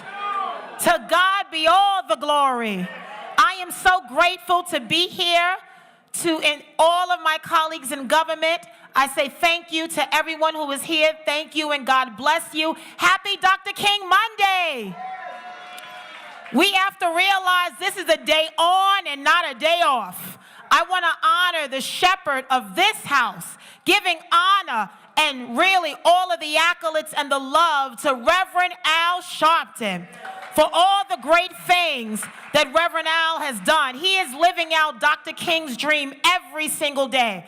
As a steward of God's people, laboring in the vineyard, helping the marginalized and the underserved, and making a difference in the lives of all people, we honor you, Reverend Al. We honor you, Mother, Dr. Hazel Dukes. God bless you. We honor you and salute you for all the great work you've done. To Congressman Charlie Rangel and so many others that have paved the way so that this African-American Caribbean woman could make history as the first ever African-American female elected Bronx Borough President.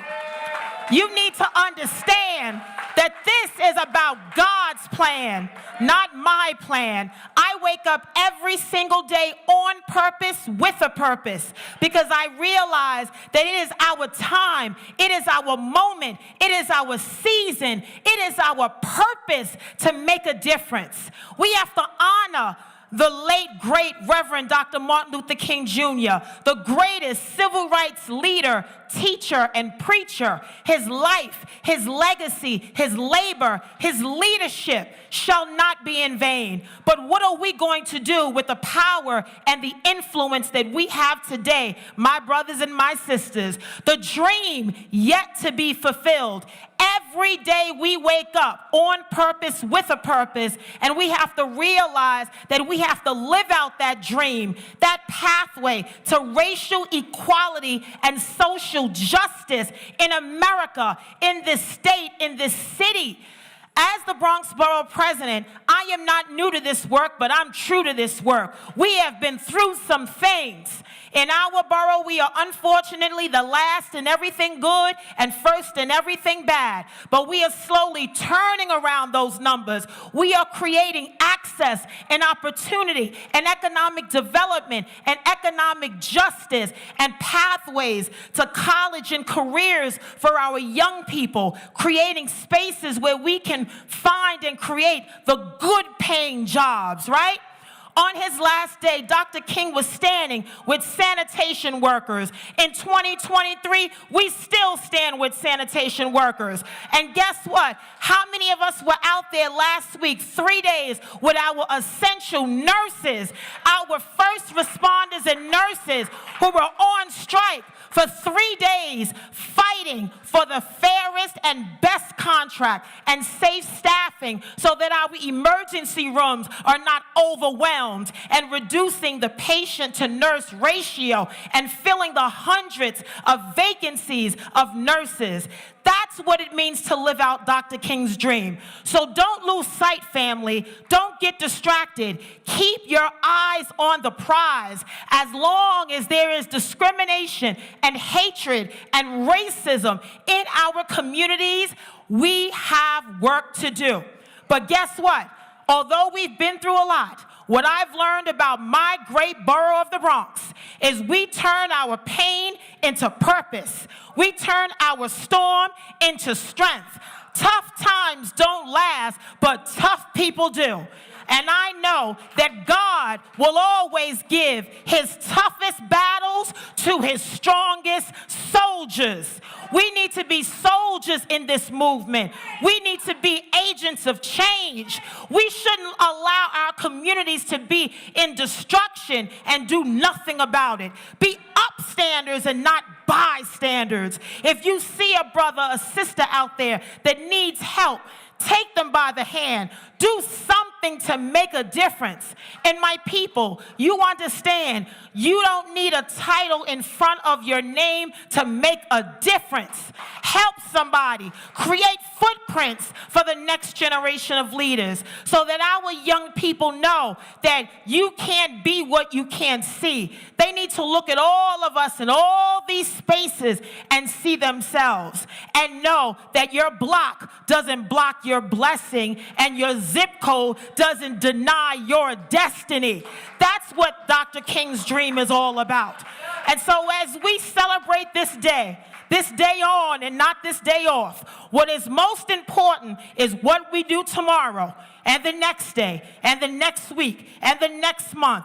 What do we do to carry out and fulfill that dream with passion, with purpose, with commitment, with consistency, with dedication, with honesty, integrity, and labor of love and investment and partnerships? We need to be very intentional about the work that we are doing, because the status quo is out there. Systemic racism is out there.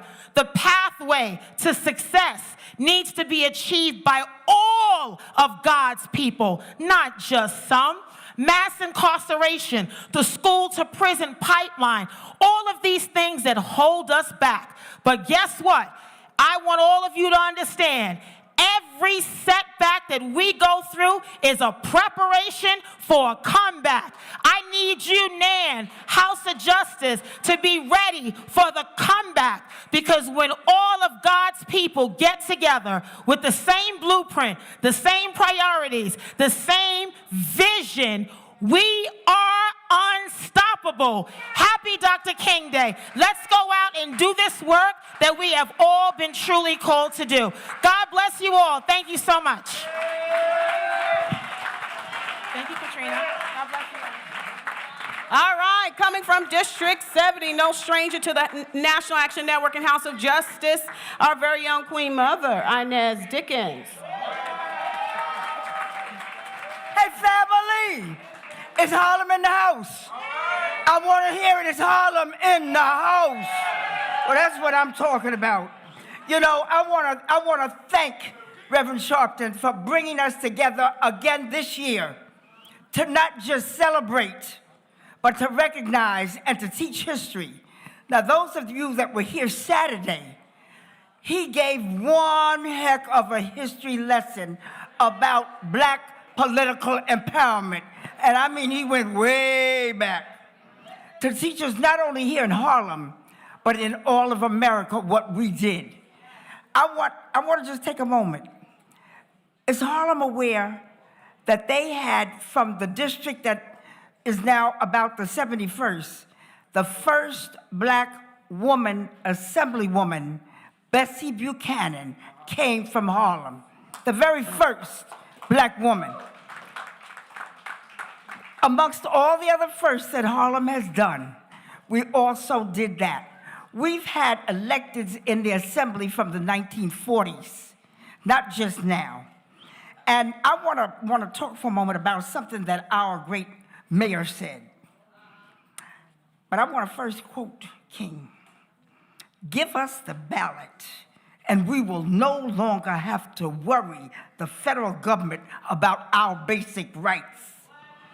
Give us the ballot, and we will no longer plead the federal government for passage of the necessary laws. And see, what that was talking about was political and economic empowerment. Now, come on, listen to me for a minute. Just listen for a minute.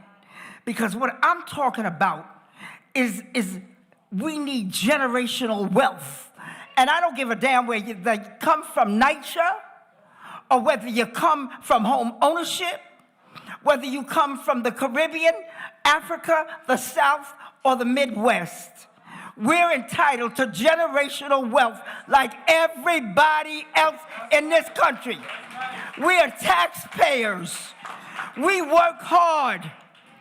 Now, the government may say, oh, you don't deserve it. I'll be doggone if we don't.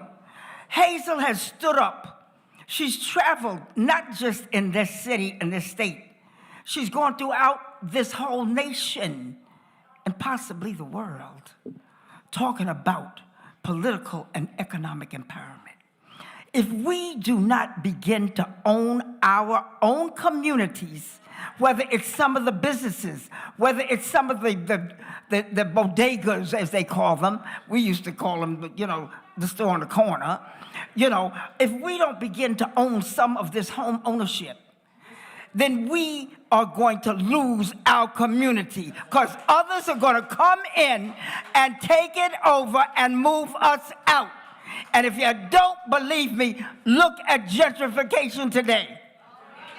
Now, I believe that we must have strong laws that protect our tenants.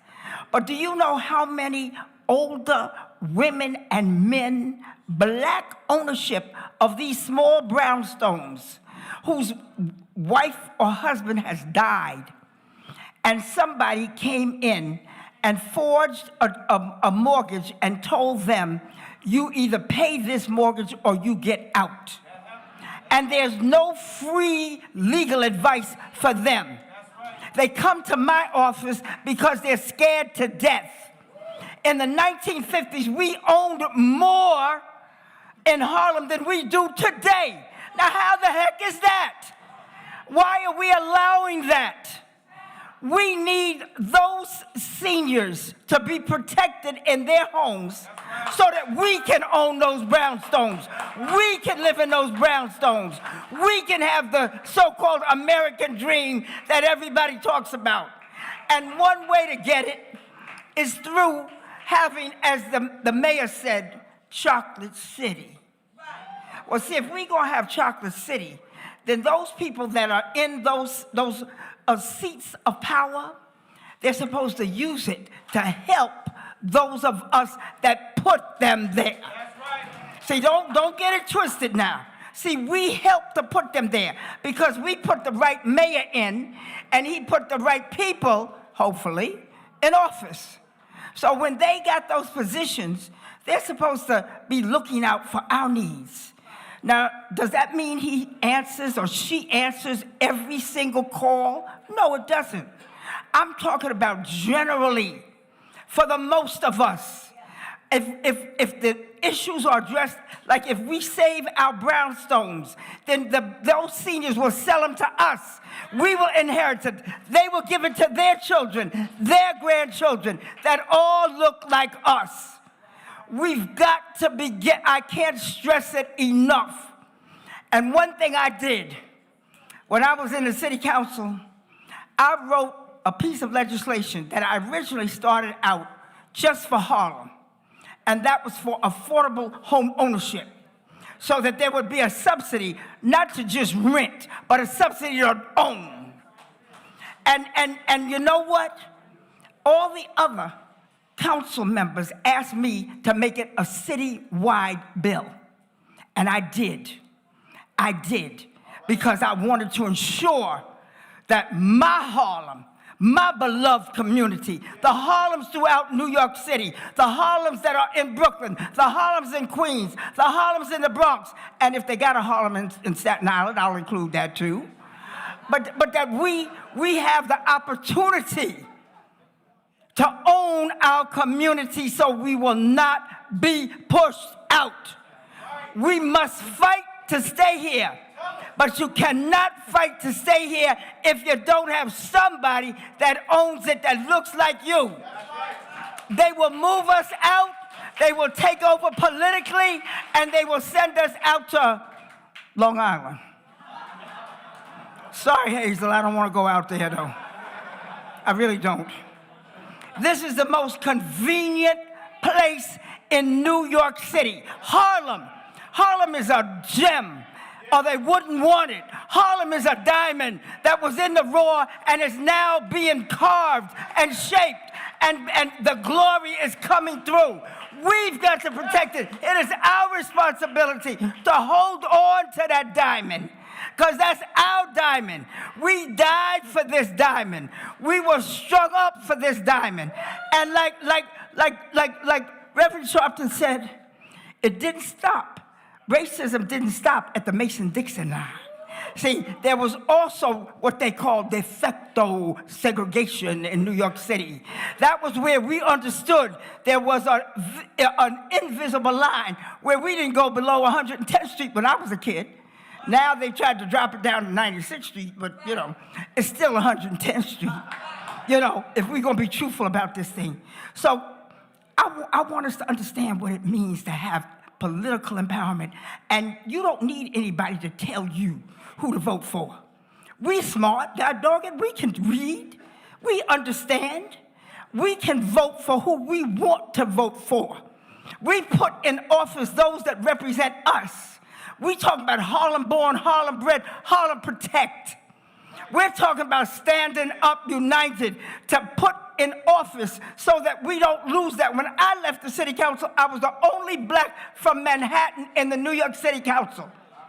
And right now, in Manhattan, we've only got Senator Cordell Clear, myself, and one other, Al Taylor. That's all we've got. So we've got to begin to join together. We've got to begin to vote united together. We don't need someone to come in and tell us that we want government to take care of us, because damn it, we're taking care of this damn government and everybody in it. So we're going to work for this. We're going to remember, because we're going to stand tall. We're going to stand hard. I apologize to Reverend Sharpton. This is his house, and I've stood up here and said some words that maybe I shouldn't have said. But, I got Harlem swagger. What can I tell you? Sometimes I'm wrong in how I say things, but my heart is not wrong. My heart stands. I love this place so much. And they talk about being fearful. I'm not scared in Harlem. I'm scared when I go to the white man's territory, though. I'm going to tell you that. I'm scared. Now, I want my colleagues, Grace, stand up. I want my colleagues come on, the assembly members that's here. I want y'all to come up here and stand with me. I want them to see those that work with me. We all have the same vision. And we're going to work together to see that it happens. Where's my colleagues in state government? We're standing up here. Many have left, but we're here now before you, making a commitment to my village, where I was born, raised, and bred, where I will die here, born here, and I will die here. But I own something, because I'll be doggone if I'm going to let them move me out. They're gonna have to set fire to me and kill me to move me out. But I want everyone to feel the same way. I don't care whether we talking about NYCHA, because you pay the rent, you own that apartment. It's yours. It's yours. That building you in is yours. That street you live on, that's yours. The block that you walk on, that's yours. After all, that's what the gangs say. That's my block. Well, no, it ain't your block, it's mine. Stand up, Harlem. Stand united. I love you. May 2023 be successful for us. May we stand up. May we vote. May we hold on. May we fight. God bless. God bless Reverend Sharpton. And we're following in what Dr. King said, because he was about economic empowerment and political empowerment. God bless.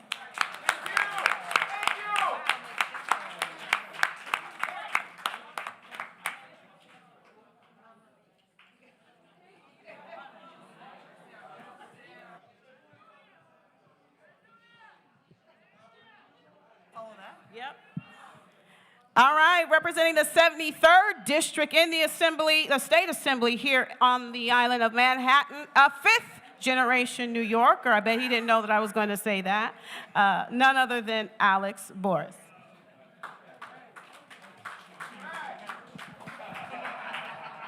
Oh, Inez gave me the gift of bringing me up for that and the curse of having to follow her. Let's hear it again for that. Good afternoon, House of Justice. There we go, there's that energy. I'm Alex Boris, newly elected Assemblyman from the 73rd District, Murray Hill, Turtle Bay, Sutton Place, Upper East Side. I'm proud to be here in the home of National Action Network with Reverend Sharpton, his incomparable staff, my esteemed colleagues up here, and most importantly, all of you. Y'all still here. Let's give yourselves a round of applause. To paraphrase and to honor the Reverend Doctor, 70 ago, a great American in whose symbolic shadow we stand today told us about a dream. He said those words about Abraham Lincoln, we say them now about him. 70 ago, a great American in whose symbolic shadow we stand today told us about a dream of justice, a dream of peace, a dream of equality.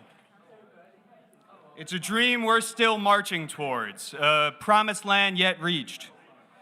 Now, we can recognize our progress while still acknowledging how far we have to go. In his final speech, Dr. King said that if he could choose any time to be alive, he would choose his present day, despite, and I quote here, the world is all messed up, the nation is sick, trouble is in the land, confusion is all around. Sounds a lot like our time today, doesn't it? But he knew it was a time when progress could be made. He had faith in our tireless spirit and our enduring brotherhood. And so it's wonderful that all of us electeds can get up here, can pay tribute, can talk about the path forward. But Scripture tells us that words can be hollow, that faith without deeds is dead. We have too much to do and too far to go to just rest on empty words. So we're here at a policy forum. Can we talk a little policy? We're at a policy forum. Can we talk some policy? Policy is my love language. This year is when we must secure housing. We have to get these vacant apartments back online so that everyone has an apartment that they can afford to live in. This year is when we fight for good-paying jobs. As has been referenced, Dr. King's last speech was marching with sanitation workers, just people who were fighting to feed their families. This year is the year we ensure that our neighborhoods are safe, the right way. We must invest in mental health. We must eliminate court delays that harm both victims and the accused. We must ensure that everyone gets fair treatment before the law. This year, we must invest in our schools. Invest in our schools. Every option must be on the table in order to ensure the education that our children deserve. This year is when we provide health care access for all and attack the disparity that leads to Black women dying at 3 times the rate of others when giving birth. This year is when we need to protect our elections and our right to vote. The congressman, I know we've had a few congressmen speak today, but y'all know who I'm talking about when I say the congressman. The congressman referenced the Capitol riots and people trying to take our vote away from us. Tomorrow, I'm introducing the Riot Act, which will prevent those who stormed the Capitol, who tried to steal our vote away, from doing that same thing and stealing our local elections here in New York. This year is when we need to do all of that. This is the fierce urgency of now. Thank you, and let's get it done. Coming all the way from the borough of Brooklyn, serving in District 60, which covers East New York, Starrett City, and Brownsville, which our very own Reverend Al Sharpton is from, New York State Assembly member, none other than Nikki Lucas.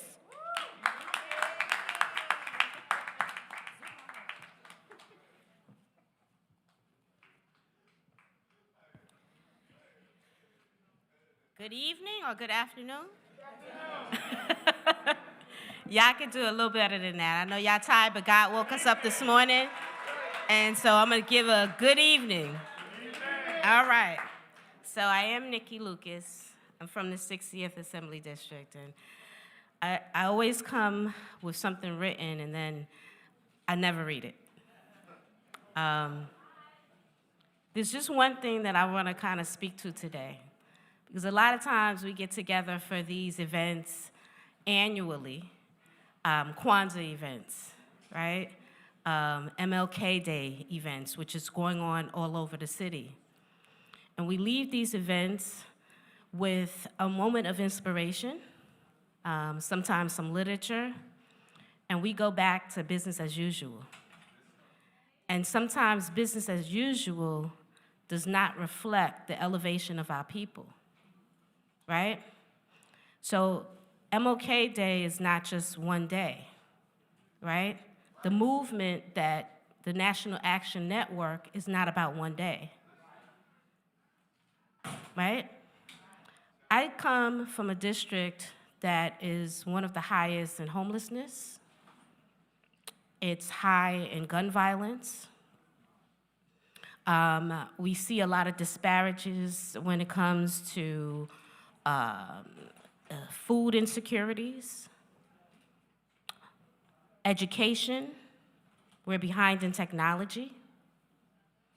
So when we talk about the idea of MLK, and we talk about the idea of radicalism, it must be attached with results. We're legislators, my colleagues, many of us, I've grown up watching some of them, and they're really about the movement. I'm excited to be here today because I went to school at A. Philip Randolph, even though I live in Brooklyn. My father moved us out here in Brooklyn in '78. I know I'm telling my age, but I'm good. I look good.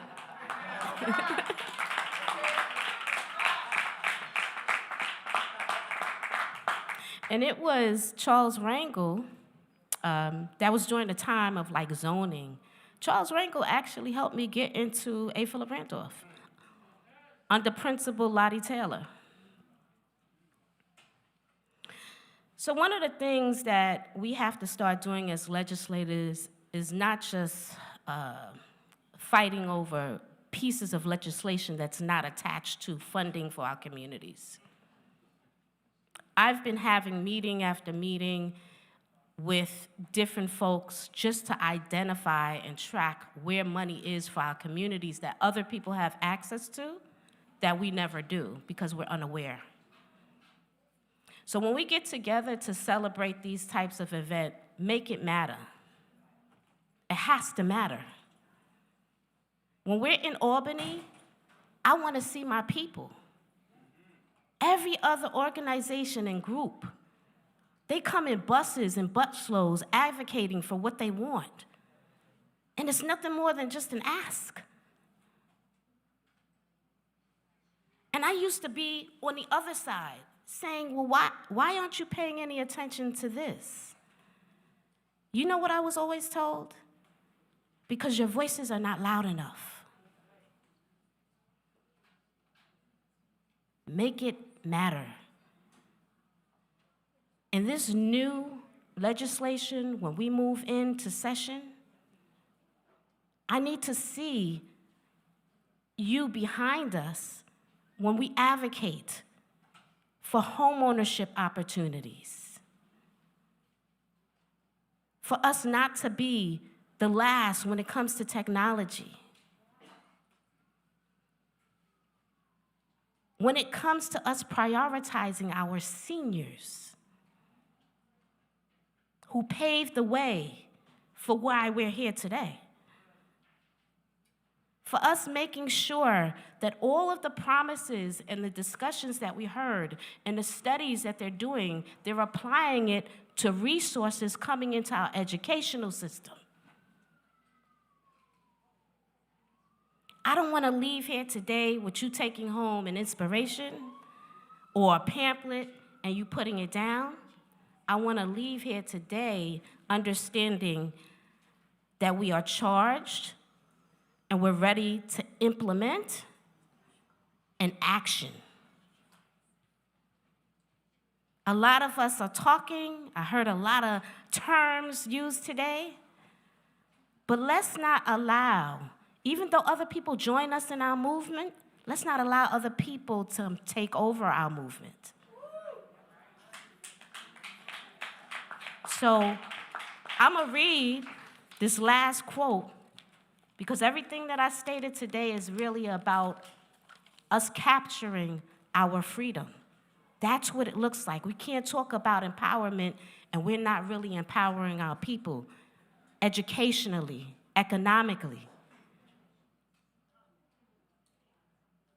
So I want to, first of all, before reading this quote and leaving this stage, I want to acknowledge the people that poured a seed into my life, that allowed me to be here, that allowed me to understand the value of making sure that I am doing something and I'm making it matter in my community, like Hazel Dukes, like Inez Dickens, like Charles Rangel, like Al Sharpton.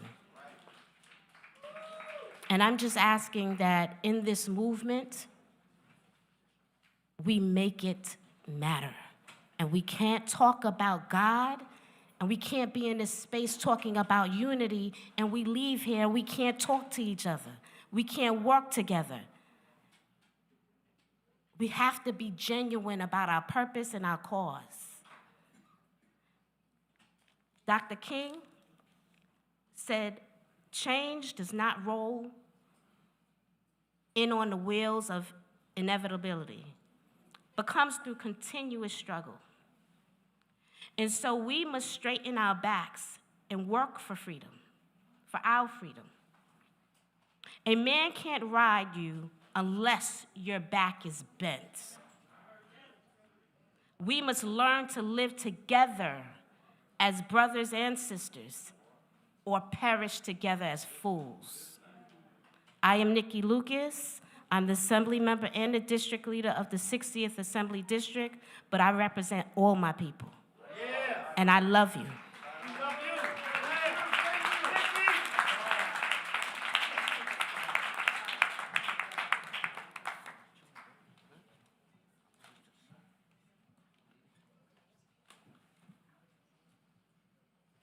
All right, representing Senate District 34, covering parts of the Bronx and north of us in Westchester, let's give a welcome to New York State Senator Natalia Fernandez. Thank you. Good evening. It is 5 o'clock, but for those that are still here, thank you and God bless you. Give yourselves a round of applause.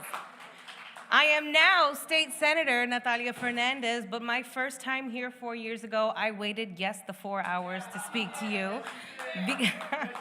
Because it is that important to me that on today, of all days, that I sit in this house of wisdom, of legacy, of justice, and of history to motivate myself. It is Monday, MLK Monday, and it is the ultimate motivation Monday. All day today, all day this afternoon, we've heard numerous leaders. We've seen the tweets, we see the messages online, on TV, on the streets. Today is the day that we remember and we thank Dr. King for all that he has instilled in us, all that he has inspired in us. And I know that we are living that dream.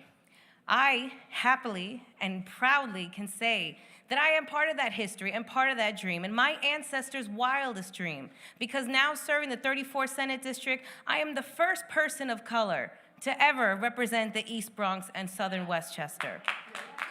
A Latina at that. Thank you, thank you. It's a role that I don't take lightly, and now in the Senate with roles that are bigger upon us, I am humbly happy to say that I am the chair of the Alcohol and Substance Abuse Committee.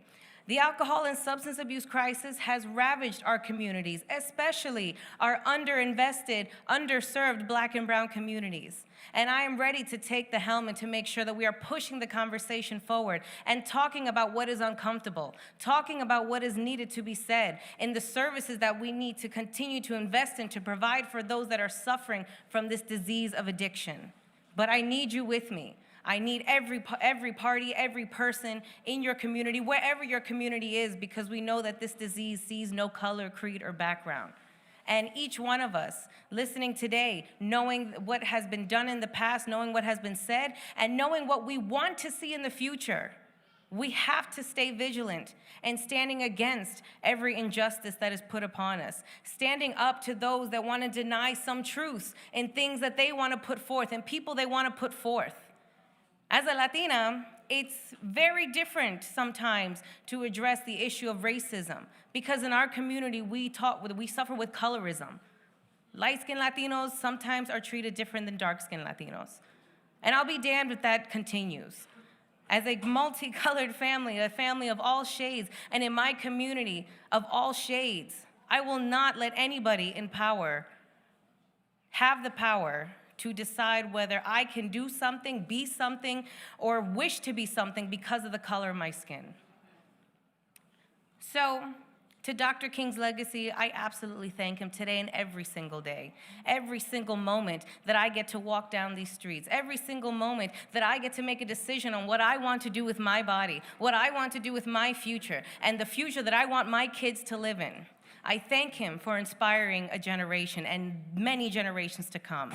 But it's upon us to continue that inspiration, to each have a role in pushing the message and pushing the future that we want to see, where me, you, and everyone has a place, has a right, has a seat at the table, and a microphone, just like this, to say what they believe in. Thank you so much for this opportunity. Thank you, Dr. Reverend Sharpton, for hosting us in your home. Happy Martin Luther King Day. Let his legacy live on. Thank you. MBX all day. All right, covering District 22 in Queens, and also former public defender, is New York City Council member Tiffany Caban.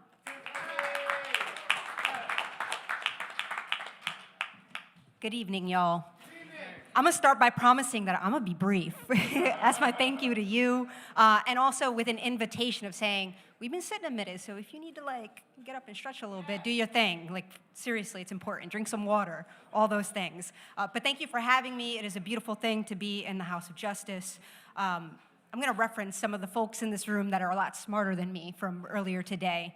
Our Attorney General reminded us that Dr. King was an enemy of the state. Our public advocate broke down exactly who the unsanitized Dr. King was: anti-capitalist, anti-imperialist, a proud Christian, a proud internationalist, unapologetically radical. And too many folks, and this has been mentioned before, too many folks who lift up his name and image bury those truths. They twist his words with a hypocrisy while worsening the conditions of our people. And then there are others who truly believe in peace and justice, and yet who are just a little bit uncomfortable with those truths. And some of those folks might be in this room too, and that's okay, right? Because it's what an opportunity we all have. And so much of this day is about teachings. At least I know it is for me. I know I love to recommit to learning every MLK Day. So I'm gonna share not just what Dr. King's taught us, but the teachings of those who are currently living in his spirit, who are breathing examples of his legacy. Why? Because I find hope and inspiration in that right here, right now, revolutionaries walk amongst us. Freedom fighters walk amongst us, and we can walk right alongside them. We can be freedom fighters too, right here, right now. And you know Dr. King would want us to have a call to action, right? Because we don't talk about any truth without following it up with a call to action. And Angela Davis, a revolutionary in her own right, said, you don't need to be an expert to be part of a liberation struggle. Because that's how folks try to push hard-working Black and brown folks out of power spaces, out of movement spaces. You don't need to be an expert to be part of a liberation struggle. You get in where you fit in. You know what's right. You know what's just. What a beautiful thing to internalize that, to know that we have what it takes. And the folks who have been following his legacy best, I feel like in this moment, are young people. On my way over, I was listening to an Apollo Theater special. Have any of y'all heard it, by the way? The Apollo Theater special that highlights emerging activists and community leaders as they tackle gun violence, reproductive rights, the need for holistic community care, all half my age. And they explored how young people can and do harness their unique talents to affect change and better serve their communities. And so I'm going to share the words of a Black socialist, abolitionist, author, and activist, Derecka Purnell, to close it out, and a leader in the movement against police violence. She articulated what those young people, those young revolutionaries I just mentioned already understand, what we need to understand and anchor ourselves in every single day. It's that MLK wasn't just interested in service. He was interested in the redistribution of wealth to render poverty obsolete. He talked about less service and more redistribution. And going back to what our Attorney General said, he was literally called the most dangerous man in America by the FBI. Not because he was interested in community service, and again, I'm lifting up the words of Derecka Purnell, but because he was promoting anti-militarism and anti-capitalism. He was organizing a poor people's campaign to use direct action against the US government for maintaining economic inequality, not to help out poor people, but to end the idea of poor people. And people will remind us that Dr. King practiced nonviolence. And what she points out that's so important is that it's only a half-truth. She says, MLK's practice of nonviolent direct action is what he did. He and others physically put their bodies on the line against the US government, against state and local governments, against the police. And direct action gets left out because people want you to think that nonviolence means no action. And that's just not true. Nonviolence also doesn't mean peaceful, she says. And it's important to parse out those really nuanced definitions, because then you realize that the oppositions, the people who want to oppose the freedom fighters, it's not that they don't just want nonviolent direct action. It's not that they don't want they don't want any action at all. And so we have to remember those things. I remember them today as a reminder to a call to action, to take action. And I just want to, again, really appreciate all of y'all, because the way that you do that powerfully is by getting organized, by joining an organization like the folks here have done, finding a community that's going to be disciplined together, that's going to be anchored in certain values together, move together, and take deliberate, direct action. So thanks, y'all. I appreciate you bearing with me.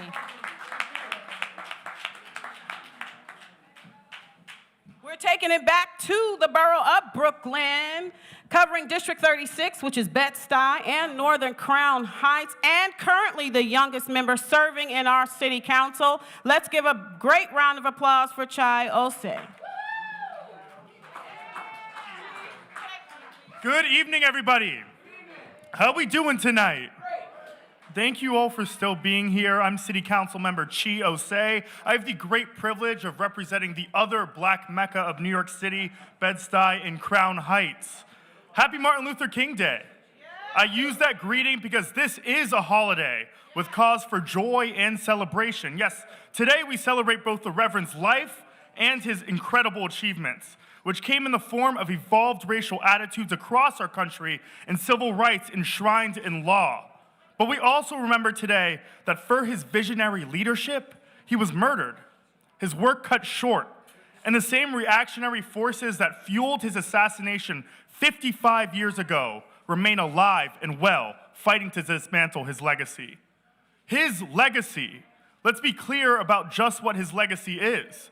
18 years languished between King's murder in Memphis, Tennessee, where he had recently arrived in solidarity with striking Black sanitation workers. 18 years between that day and the day this holiday was established. An American born at the moment that shot rang out would grow to adulthood in a nation that at best refused to recognize King's heroism and at worst condemned him as a disruptor, a threat, a criminal. When the nation finally got this holiday by an act of Congress opposed by two currently sitting Republican congressmen, it served as much to celebrate as to sanitize the Reverend's legacy. So each year we must set the record straight. It's so much deeper than color. As the great Kuhn, Herschel Walker, cynical and embarrassing campaign reminded us it's about values. King indeed preached racial harmony in this country, but he also recognized the weak-willed liberal as one of its greatest obstacles. His death in the heat of a labor battle was no fluke, as his message in his final years had shifted into one of workers' solidarity and economic redistribution. He was vehemently anti-imperialist, condemning the war in Vietnam, and he saw half measures for Black Americans as not victories, but attempts at pacification. The man was a radical. And when the man first started our movement, and I say our movement because he wouldn't call it his movement, he was 26 years old. And I'm proud to stand here as not only the youngest member of the city council at 24 years old, but the first Gen Z elected official in New York State history. And the youth, who hold no blame for the nation's challenges, are stepping up to deliver solutions. Youth turnout saved us from disaster in the midterm elections and will continue to be the bulwark against the insidious energy that chartered the slave ships, murdered Dr. King, and controls the modern GOP. As we in this room celebrate a man who bent the arc of the moral universe towards justice, let's remember and empower those most committed to protecting and expanding his legacy. And I'm so honored to be speaking here at National Action Network. Thank you, Reverend, for all of the work that you have done and the path that you've paved for me to be standing here today. This is an organization that truly embodies King's mission. Now let's continue to strengthen our alliances and our resolve so that each subsequent year may be less called to fight and more cause for celebration. Thank you, everybody.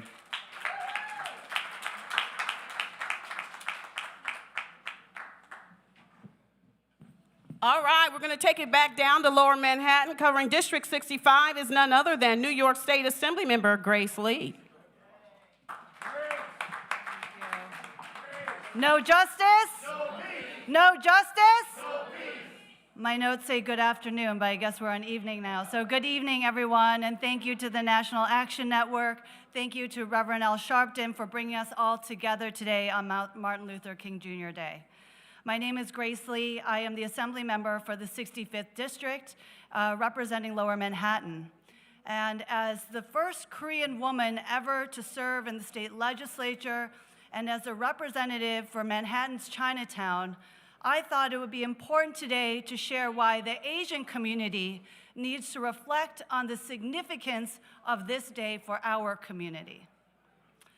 Time and time again throughout history, we have seen how the voices of Black leaders and the civil rights movement have benefited the Asian community. Whether it was Frederick Douglass standing with Chinese Americans fighting against the Chinese Exclusion Act, or a century later when Reverend Jesse Jackson used his national profile to amplify the hate-driven murder of Vincent Chin, or even more recently during this pandemic, when Black leaders in New York City were among the first to call out anti-Asian hate. We will always remember your solidarity. My namesake, the renowned Asian American social justice activist, Grace Lee Boggs, and her husband, James, were an interracial couple who fought for both Asian and Black Americans. And it was Grace Lee who pointed out that the term Asian American came out of the Black Power movement. And the term Asian American, it was revolutionary to our community because it was the first time that we ever thought of ourselves as both Asian and American. And this is a gift that Black Americans have bestowed upon the Asian community and that has helped to shape our story in this country.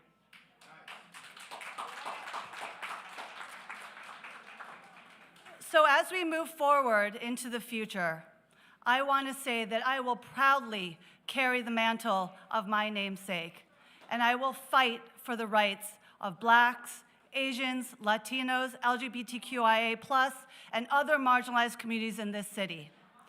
You have always had our backs, and I will have yours. Thank you very much.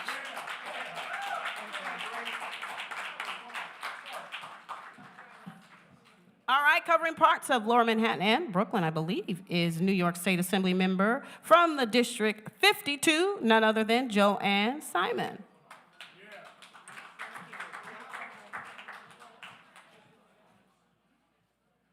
Thank you so much, and thank you to all of you who are still here. Thank you, Dr. Sharpton, for once again bringing us all together at the House of Justice. My name is Joanne Simon. I'm the Assembly member from downtown Brooklyn. And I have been here before to speak to you and about Dr. King and remembering and honoring his legacy. And a couple of thoughts today that I'd like to share. And one is that it's been 50 years since Roe versus Wade was decided, and it's been 7 months since the Dobbs decision, which is really opening this Pandora's box of a regression in rights and control of American people who are not white male landowners. It's 69 years since Brown versus the Board of Education, and it's 247 years since Abigail Adams told her husband not to forget the women. They, of course, did. So much has changed, but too much has not. And Dr. King's speeches resonate with all of us because they resonate too deeply. Today we've talked about a lot of rights where the battle is still being fought. I'm a disability civil rights lawyer, so disability rights has always been part of what I do. We talk about the right to vote, the right to housing, the right to bodily autonomy, the right to health care.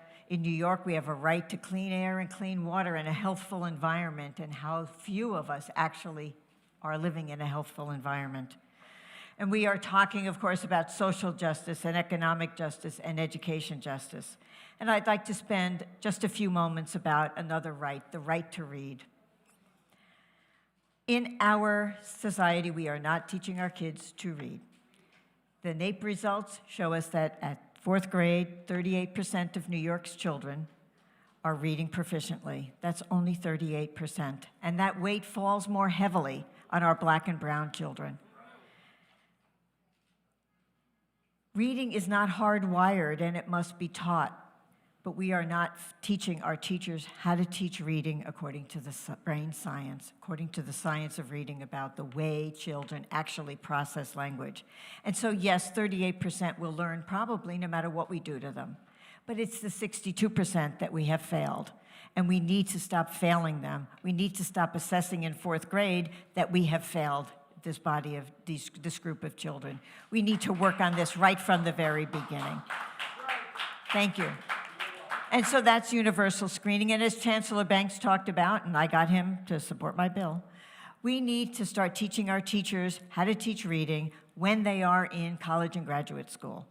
That is where we need to stop teaching them how to make believe they're teaching reading and how to actually teach it. And so it's one of the colleagues of mine and I have submitted a program. If those of you are at caucus weekend, we hope that will be selected. But one of the main things we want to talk about is the fact that reading is and should be the key to freedom and not the first step on the path to the school-to-prison pipeline. Thank you very much, and thank you for your attention today. I appreciate it so much.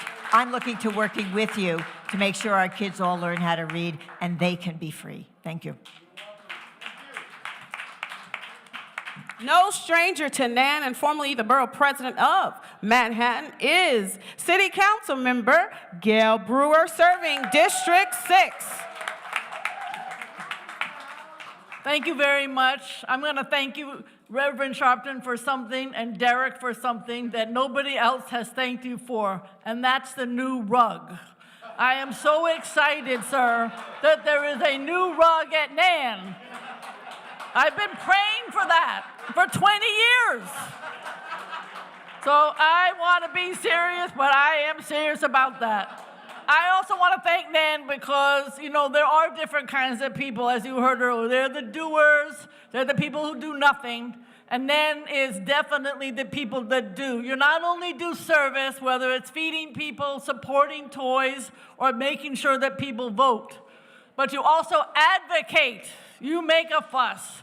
And I just want to say, having watched this amazing audience, participated in it for so many years, I just want to say thank you. I walk on the streets, I see you, and I want to thank you from the bottom of my heart for every single person who's part of NAM.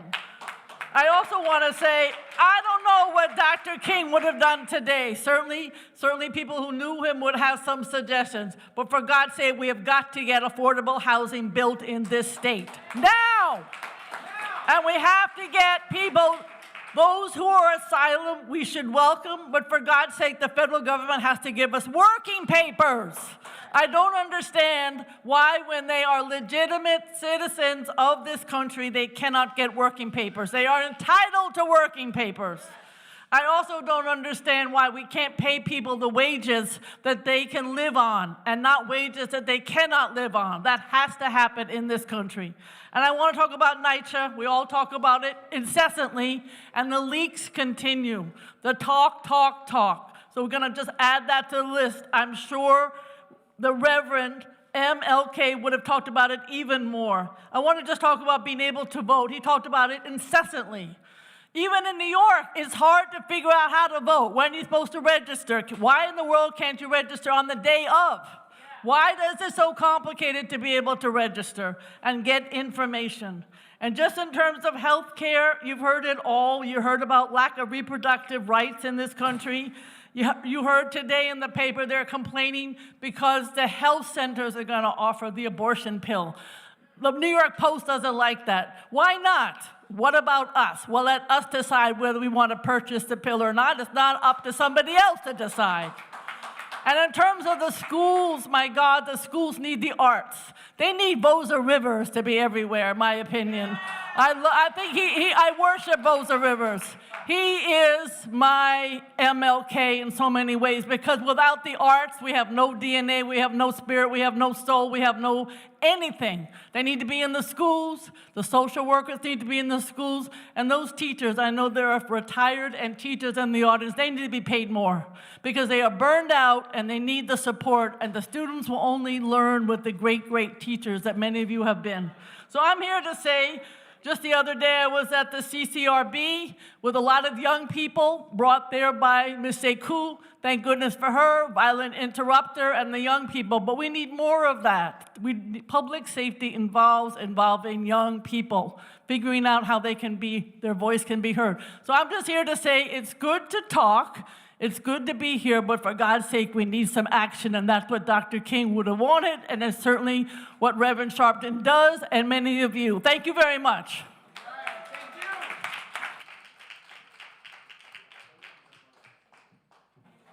All right, here to close us out is none other than Powerhouse, Acting Justice of the New York State Supreme Court, New York County, none other than the Honorable Judge Michelle Sweeney. Now, I need those in the House of Justice who still remain. I'm going to end it the way in which Reverend Al Sharpton began it, and that is, I need you all on your feet to say, what do we want?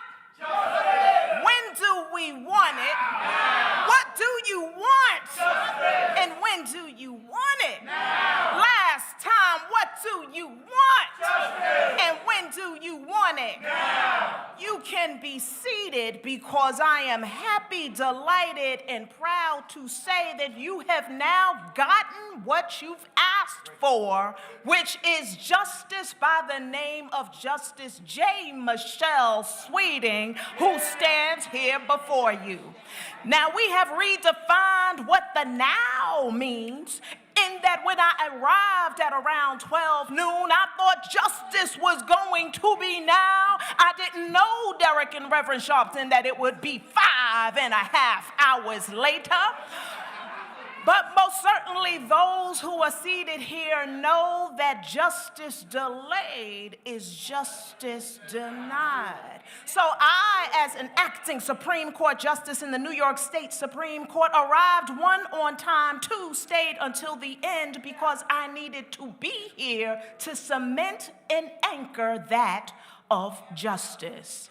I've heard each of the speakers on the 2 layers and branches of government, that is, the executive spoke, the legislator spoke, but now you must hear from the 3rd branch of government, and that is the judiciary. Now, oftentimes the judges are overlooked The judges are not seen and the judges are not heard. But it's important to know that I, as a judge, exercise that one skill that many others may be lacking, and that is I listen more than I speak. But when I do speak, I speak with the power and the authority of the community that made me a justice, and that is none other than the National Action Network, where I served for legal night with attorney Michael Hardy. It's none other than with the NAACP, and you saw Mama Dukes, who had just left the room. There are those who had to leave to go home, but as a justice, I turn around and see on the wall, I am home in the house of justice. Dr. King, as you all know, and you've heard him quoted in speeches and letters, well, guess what? His most important missive was written from none other than from the Birmingham jail. He could not have written that letter but for the order, but for the enactment, but for a ruling by a judge. So it's important that when we say no justice, no peace, that you can have peace when you know that there's a judge who moves toward justice. And with that, we say that we have to be very careful about the no's that we put before the word justice.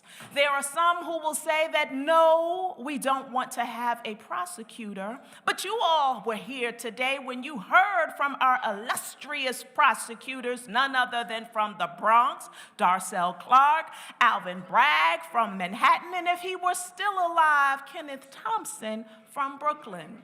We have to be mindful of the no's that we put before justice, because if there were still a no, there would not be myself, the first African-American female justice to serve in New York County Family Court since 1939. If we still had no's before the word justice, we would not have the Honorable Ketanji Brown Jackson, who sits on the United States Supreme Court. So we have to be careful the word no's that we put before justice, but know this, with the K-N-O-W, that it's nights like this that we give honor to Dr. King and his legacy. It's on nights like this that we rise by way of National Action Network and the work that we do here. We have peace. We have peace because no justice, no peace, but we have peace because people like you have put someone like me from the village of Harlem, from the Polo Ground houses, from now Esplanade Gardens, on the bench, that you can have peace, that you have a justice. It's with that that I say Happy King Day to each and every one of you from the third branch of government, the judiciary. Thank you.